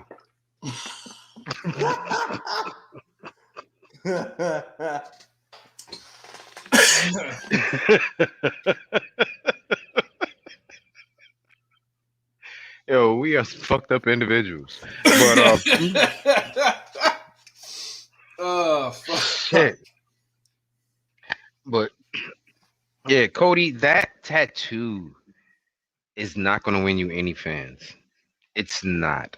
Like, the tattoo, bro, you look like a legit super villain. The tattoo, the hair, the promos, the suit. I don't know whether to call you Cody, Lex Luthor, or Megamind. Confederate man.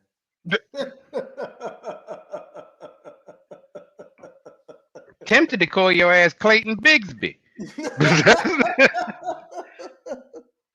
All right. Cody, Producer man, we know you behind the scenes. What was the next matchup? Because neither one of us had pulled a double or nothing card. Don't look like no damn Iron Eagle.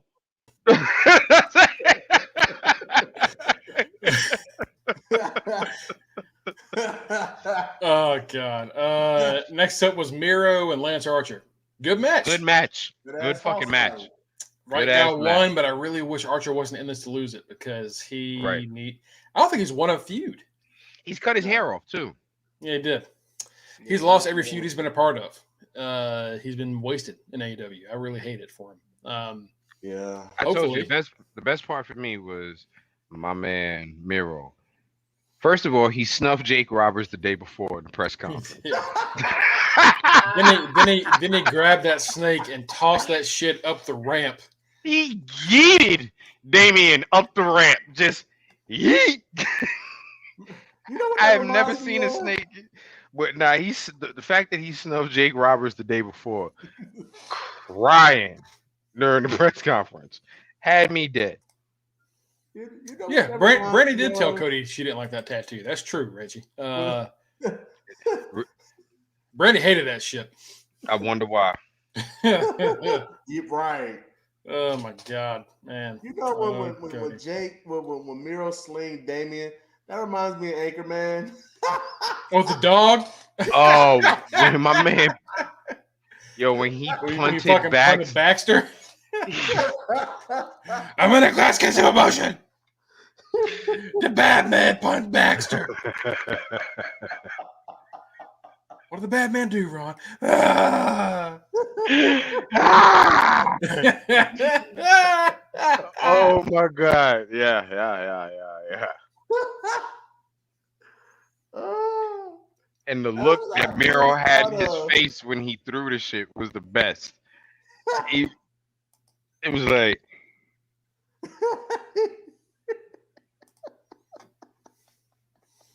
Fucking terrible. that was great. That was fucking amazing. That was Oh, amazing. That was good.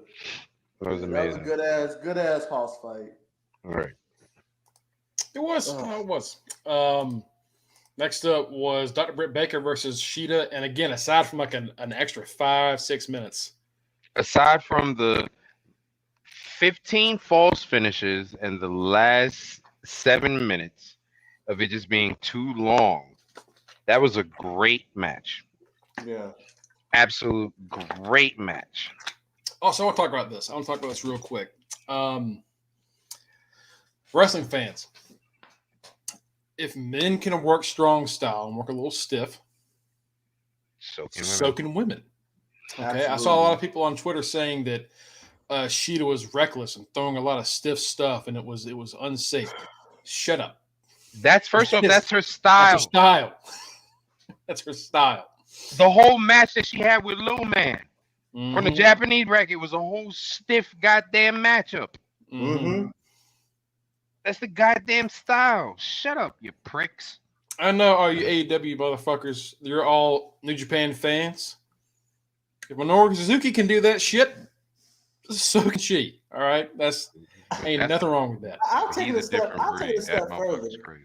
Minoru Suzuki's Minoru's nuts. Yeah, He's I'll nuts. I'll take it a step further. If you've never once had a wrestling match, a professional wrestling match in your life, shut the fuck up. Talking about that someone is too reckless and blah blah blah. If I'm gonna trust anybody to wrestle that style, I'm gonna trust someone who makes a living doing that. I want to trust Sheeda to do that. Yes, and rightfully so. You know, we've had our issues with Sheeda and this and that. You know, her title reign was way too long, and you know she lacks a character. But in the ring, when she's in the ring, she is extremely good.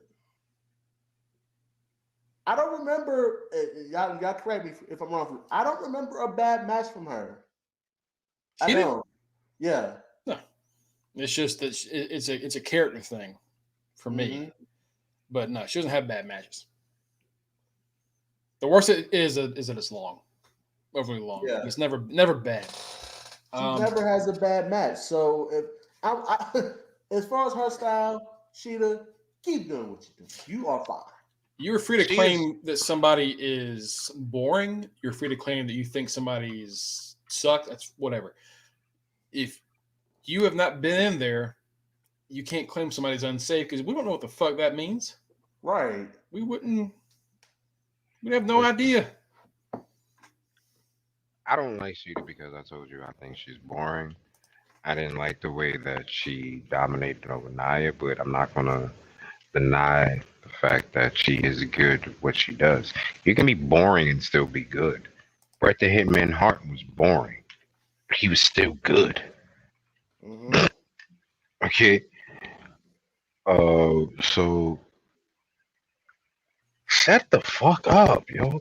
Stop complaining about everything, AEW fan. Like, y'all wanted something so different from WWE and you got it, and you still fucking complain. Shut up, bro. Shut up. Again, AEW fans, they always like the New Japan stuff. Hey, if you have a problem with Hikaru Shida doing that stuff, you ain't watching a lot of Joshi wrestling because that's all hard-hitting, ass-kicking women over there. Pretty much. That's a style. That's it. If you have a problem with one, if you don't have a problem with the men doing it, you can't have a problem with the women doing it. So shut up. End of story. That's it. Next up was Darby Allin and Sting against Ethan Page and Scorpio Sky. They should not have won this match. Sting can still go. Cool. Awesome. Don't win this match. See, and that's what I said earlier, Mongo. They're going to win those tag team titles, man. Like, Ethan Page is the newest person in the company right now, as far as this match goes. You need to actually make him interesting. You need to make him win. You need to do something for him. I don't give a fuck about him. Not one bit. I'm going to be honest with you. Ethan Page died when Karate Man died.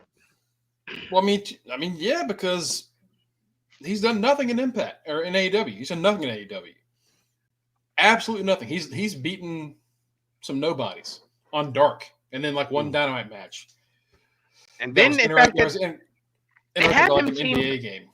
They have him teamed up with somebody who should be doing something also. Yeah, Scorpio. Yeah. How you have just turned these two into like nobodies? I don't. And the whole like by rubbing shoulders with Sting, they're gonna boost their stock. No, they're not. They just two guys in the prime of their lives. Just lost to a 62-year-old man and Darby, who has, we've been told on Dynamite over and over again, broken his body every single week. So he's apparently not at 100%. And they still lost. You gotta give Ethan Page and Scorpio Sky a win here or there. Real wins. Wins that matter. Not wins against no, like legit wins. This is, I don't know why we had to do it. I don't know what this is for. I know why. I don't blame Sting. Sting's fault. Okay. This is all Sting's fault. Over the past couple months, Sting has effectively killed Team Taz, and he has effectively killed Scorpio and Ethan Page. And just like how we talk about how these old timers, how they feel the need to have their ego stroke one more time to get that one more chance of glory, Sting is no exception. Here's the thing. I want to say I want to agree with you, but a part of me doesn't want to agree with you. I think the AEW fans have forced AEW writers to make Sting this way. Because let's think about it. Sting was perfectly happy not wrestling anymore. Think about it. They offered him enough money. He knew he could go, but I'm pretty sure Sting didn't want to have a full-time deal. Sting was not like the rest of the older wrestlers who wasted all his money away. He got bread. You know what I mean? That's true, but to what you said, he knew he could still go. Once he needed some time off to be healthy, to be fully healthy, once he took those few years off from his short stint within WWE, he said, maybe I think I still got it. Maybe I can get one more run left. I think Sting legit just wanted to put younger people over, but I think because of the way the fans made such a big noise about how he didn't get his fair shot in WWE and how Seth put him out and everything, I think that kind of forced them into saying, "Hey, Sting, we're gonna kind of make you a top winner." Now, to play devil's advocate to that, and you're absolutely right on that, but to play devil's advocate, Sting has way more than enough pull to say no and still get his bread and still be able to put people over. Like Sting and Darby didn't need that win a couple months ago against Team Taz. They damn sure didn't need it Sunday night. Like, I think it's the same. To be honest with you, it's a little how we was debating about Edge. I think the same thing a little bit applies here. Yeah. And like I've asked before, what is the payoff with this story between Darby and Sting? There has to be a payoff at some point. And I personally think the payoff is them being tag champs. And you're going to have a 62-year-old man, and mind you, listen, this is no Sting. It kind of is Sting slander, but I'm not trying to be vicious towards Sting because as a child, I was a huge fan of Sting, right? But we know for a fact these old timers got a massive ego. And you mean to tell me Sting didn't look at Darby and say, we could possibly win those tag team titles at some point? I'm pretty sure they've had that conversation in the back, especially with the inmates running the asylum there in AEW. I mean, it will not shock me at All Out that we don't see Sting and Darby, or even on a random episode of Dynamite, that we see Sting and Darby defeat the Bucks or whoever's the champion at the time for those belts. Hope you're wrong. I hope you're wrong. I genuinely do. I hope I'm wrong too, but I just feel it. It has to be a payoff at some point. I doubt you're wrong. I hope I'm wrong too, but I mean, we've seen this too many times. And once again, this is the same company that for the past 2 years have claimed that they do not want to be like WWE, but they constantly do WWE-like moves over and over and over again. It will not shock me if they had an old-timer with a belt. It will not shock me. It wouldn't shock me, but I hope it's just not true. Mm-hmm. That's the main thing. I just hope it's not true. Let's see. Next up, Kenny Omega beat Orange Cassidy and Pac for the AEW World Championship. Really good triple threat. Really good. Great match. Just a little long, but really good. Orange? Orange is star, man. Did great. Orange did great. Yeah, I think he carried that match. As a guy that has been critical of Orange for sticking to like his gimmick for so long, I think this proves that he really can break out from it. But also there's a spot halfway through the match where he did the fucking fake kicks. Yeah. And I was like, halfway through, and he got kicked in the nuts by Pac or whatever. I was like, all right, good. Okay, at least that happened. All right, cool. Right. It was, but I liked it. I liked it halfway through because it was like, I'm still me. I'm still Orange. I just got the shit beat out of me. Let me still try to be me. Let me still try to do. Oh shit! There goes my nuts. Like it was. In situations like that, it worked. I didn't hate it. Yeah, I'm with you on that. I didn't mind it. I hope we keep seeing the evolution of Orange Cassidy. because I think he really has a potential, honestly, to be a world champion. Mm-hmm. Yeah. Because best believe that crowd, they were behind him 1,000%. I mean, on that match. He is over. Something that you really can't say about AEW is that they don't build stars. They do. They don't. You can say that certain people they failed on, and we agree with that. But man, Adam Page, Jungle Boy, Orange Cassidy, Britt Baker, over the moon. Over. They had the biggest pops of the night. Those that you just mentioned. Yeah. So they're working. I feel that though a lot of their fan base comes from their prior, except for maybe Britt.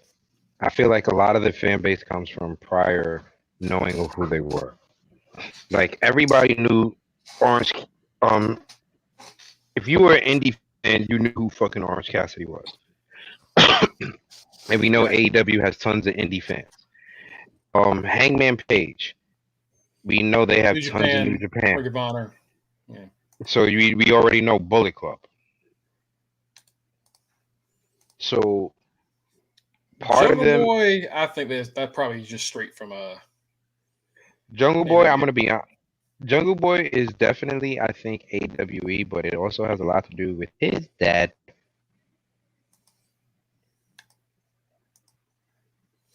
Also, I think they really should call him Jungle Jack Perry, like JR keeps doing accidentally. I think that's a better name than Jungle Boy, but that's just me.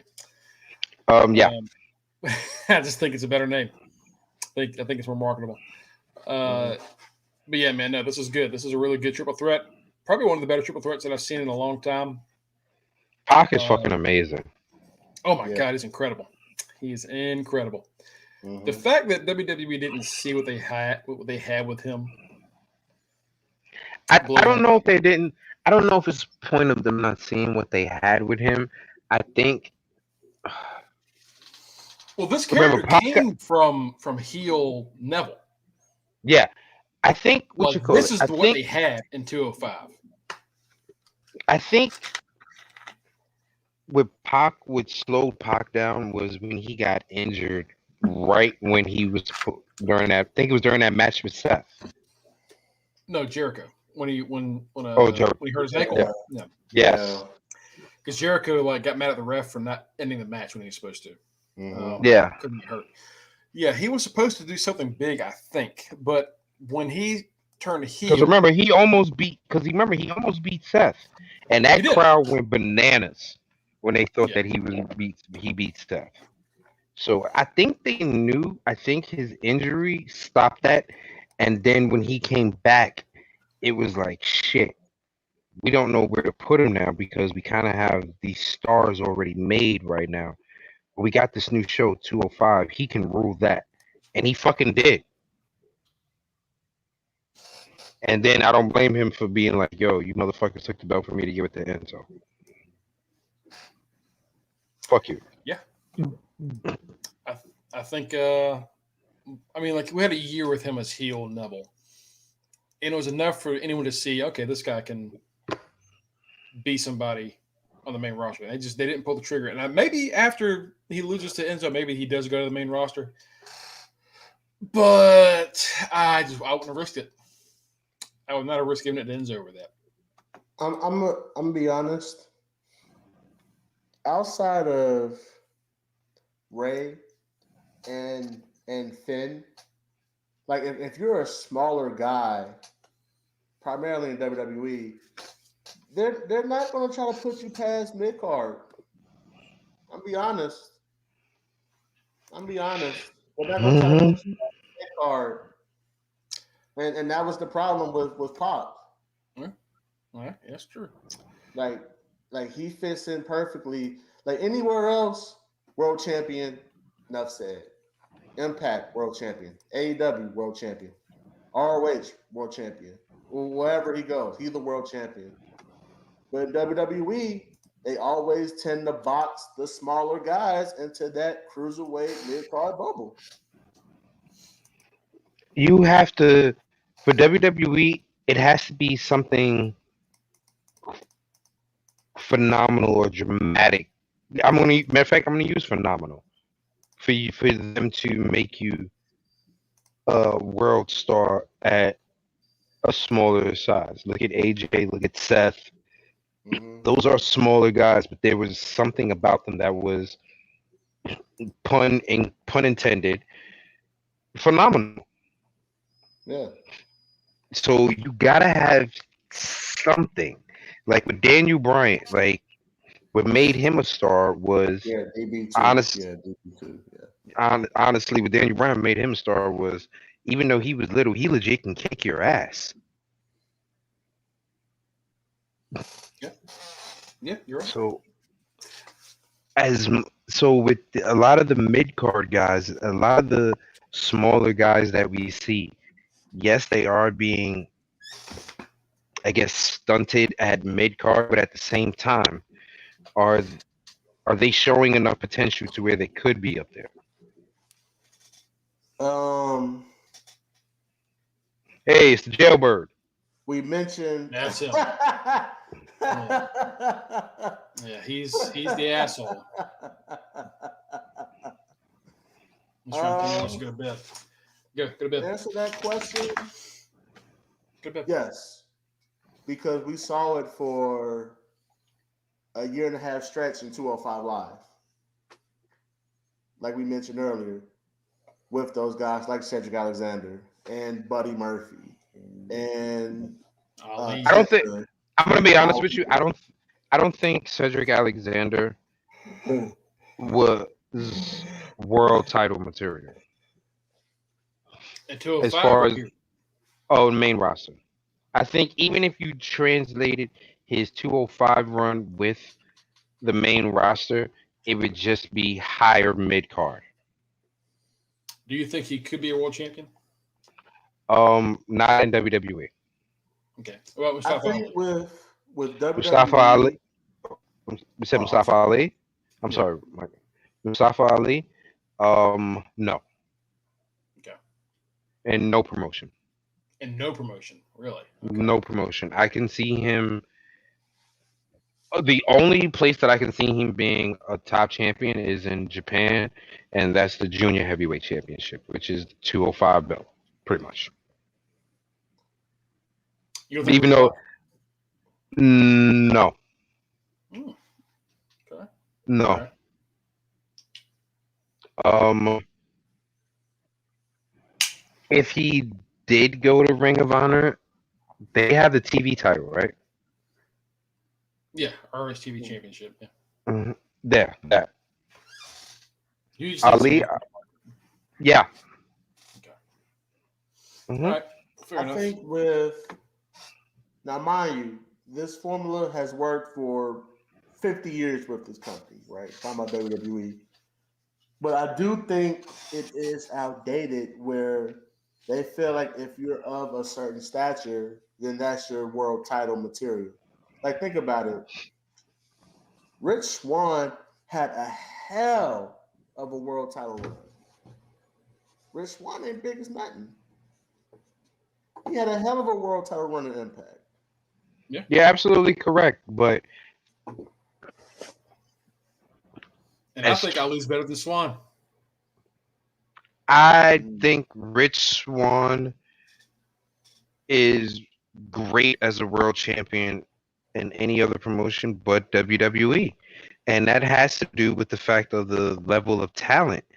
And it's not just so much that these guys are just bigger than Rich Swann. These guys, a lot of these guys are bigger and they're talented.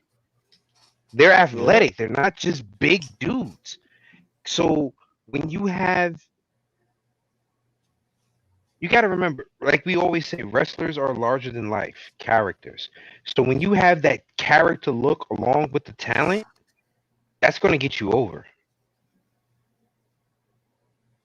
It's going to put you. It's going to make you a star. Like you can have all the talent in the world, but like I said, wrestlers are. If someone comes up to you, if me and Mongo were walking in the street, and Mongo says, I'm a sports writer, and I go, I'm a wrestler, you're gonna go, shouldn't those jobs be different? Wrestlers have always been bigger, larger than life. They have always since it started. Since it started. So if you can get somebody that has that bigger, larger than life look and can do a fucking backflip off a top rope, yeah, they're gonna be a world champion. Unless you're Keith Lee. Then they're just gonna hate you for whatever reason that is. Who knows? But that's what's gonna make you a superstar. Think about it. Um, Roman, athletic as hell. But what does Roman have? The look. Roman has the look. Women are drooling at the sight of Roman. Men And, want his physique. and there's somebody that gets a lot of hate that also has the look, regardless of the ability or not. Gender. Right. Gender looked like $1 million. Damn sure did. Far and Gender looks like look better than Jinder Mahal did during this WWE Jinder, title run. Jinder looked like a fucking action figure. Mm-hmm. Okay. At the end of the day, the look is important. Yes, and I agree with everything that y'all are saying. I just think that because the art of wrestling is so highlighted now. Like wrestling as a whole, just wrestling in the ring is better than what we've ever seen. Right? Better than we saw in the Attitude Era, what we saw in the Golden Era before that. Wrestling as a whole is better than what we've ever seen. And you have which makes it, you have so many guys, regardless of stature, because of their talent, can be a world champion. You know what I mean? That's where I'm getting at. You know, like look, for example. No, no. We understand you 100%. Trust me, we get you. We just saying. But also, I think there was a time where like the lightweight champion and the world champion, it wasn't seen as like it's a step down. Like it was like if you were a lightweight, you were the best. Like MMA, boxing, in your weight class. Yeah. It got to the point where like now, unless if you're not the world champion, you don't count. Like no, it's those other. It's the same thing. It's just a different weight class. I do have a question. To go over something you said, Mike. It just popped in my head while you were saying it. You said since the emphasis so much is on wrestling, has the wrestling itself gotten better, or has the cardio and acrobatics gotten better? I think depends what you like. That and just the overall lifestyle of wrestlers has gotten better. Lifestyle has changed for the better. Yes, lifestyle definitely has changed for the better. But I think a lot of the matches that we watch, is it so much actual wrestling, or is it so much the acrobatic?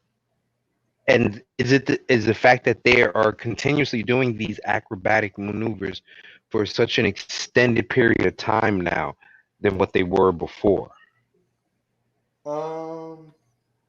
Yes, because you have more people, you have more wrestlers that come from more athletic backgrounds.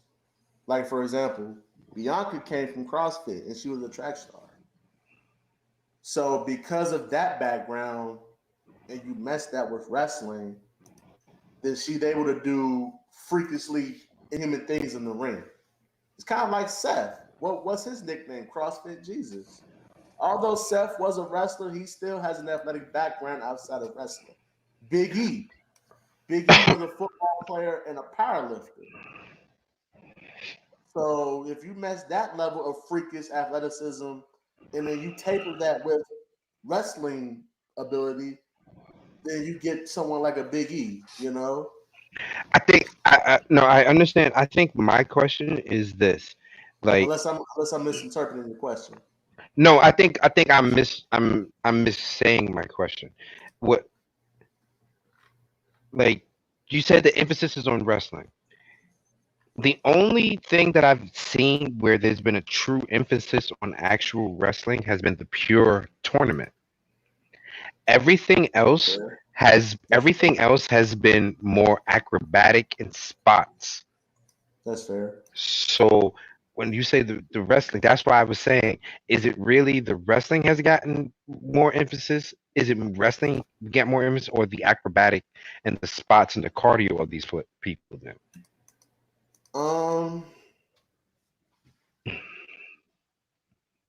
Because we love because we love the pure tournament, because we just love the sport of wrestling overall itself in general. You know, the sports entertainment aspect of it and the actual sport of wrestling. That's why we love. But the average fan isn't going to like the pure tournament. They're going to love it. But they're going to love to see a Spanish fly off the top rope. And I think to that point, that's what makes NXT such a pivotal. The NXT movement so pivotal, because you have the perfect blend of that. Because you have the perfect blend of the acrobatics, like you've mentioned, the cardio, and pure wrestling along with that. So yeah. I would say it's a strong combination of the wrestling mixed with what you said, the cardiovascular part of it also, just the athleticism as a whole. The athleticism as a whole is just so much better overall. Because we're getting much longer matches that have us going, oh shit, without like 800 rest holds. Well, shit, look at New Japan. They have hour-long main events. Like the motherfuckers is crazy. I saw Okada and Omega. I've never seen a wrestling match, unless it was an Iron Man match. I've never seen a pure one-on-one match go 50 minutes to an hour long like that, at that pace. For no reason. The whole hour. We need to get to the final match of this pay-per-view. But I think it's less the actual wrestling and more of more acrobatics and cardio. I go back and watch a lot of old 80s and 70s stuff sometimes, and you can tell the difference between like the wrestling and then the showmanship. Yeah. And both are good. But like I prefer the wrestling, I think, more than anything else. Mm-hmm. So the last match of the night was the Inner Circle against the Pinnacle in a Stadium Stampede match. If the Inner Circle lost, they had to disband forever. And the Inner Circle won, and Sammy Guevara got the winning pin. Rightfully so. He beat Shawn Spears. We've been saying it for the longest. Spears was in the middle of the ring for the main event. Shawn Spears was the main event, baby. Oh God! First of all, Shawn Spears is the main event. Oh God! Sammy Guevara had to pin Shawn Spears to go over. What's going to wind up happening, whether I like this shit or not?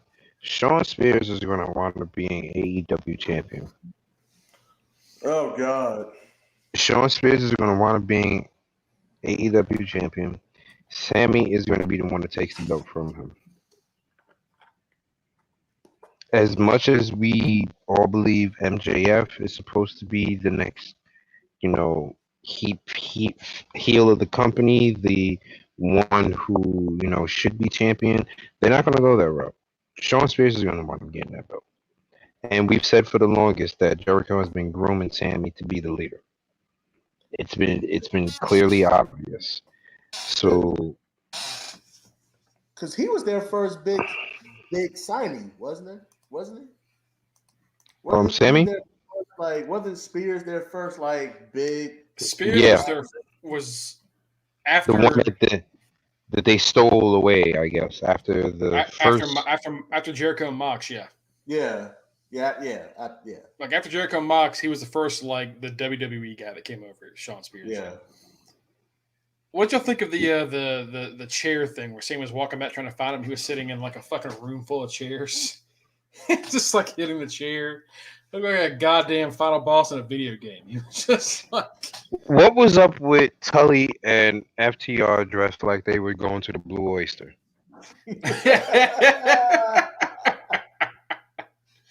And then Conan showed up in the back with the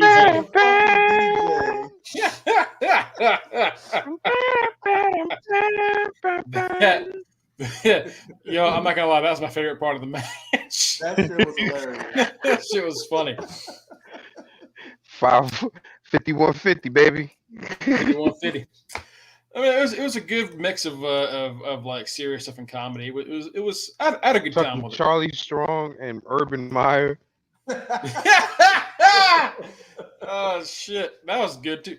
And then Urban Meyer put a tweet out of a picture of all of them, including MJF, like looking at the footage and smiling. God damn it, Urban Meyer. I don't want to like you.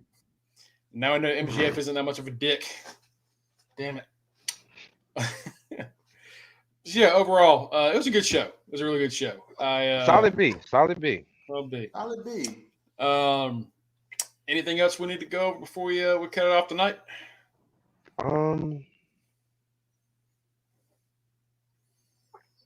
Next week is Takeover in Your House, so we'll have predictions for next week. And then we'll see what else is going on. Hopefully no more releases happen. We could have like a nice calm week of no horrible news. That'd be great. That's next Sunday, right? In Your House. Look, yeah, even Copper said that's bullshit. We're gonna get somebody else gonna get fired. Copper's in the know. You can catch me at twitter.com/GregBushSK. Make sure to follow us along at twitch.tv/UnderTheRingPod and Facebook.com/UnderTheRingPod. Mr. Mike, can you stop? Mr. Mike Jones. I don't have your on the mic here anymore. What the hell? Where'd it go? You know what?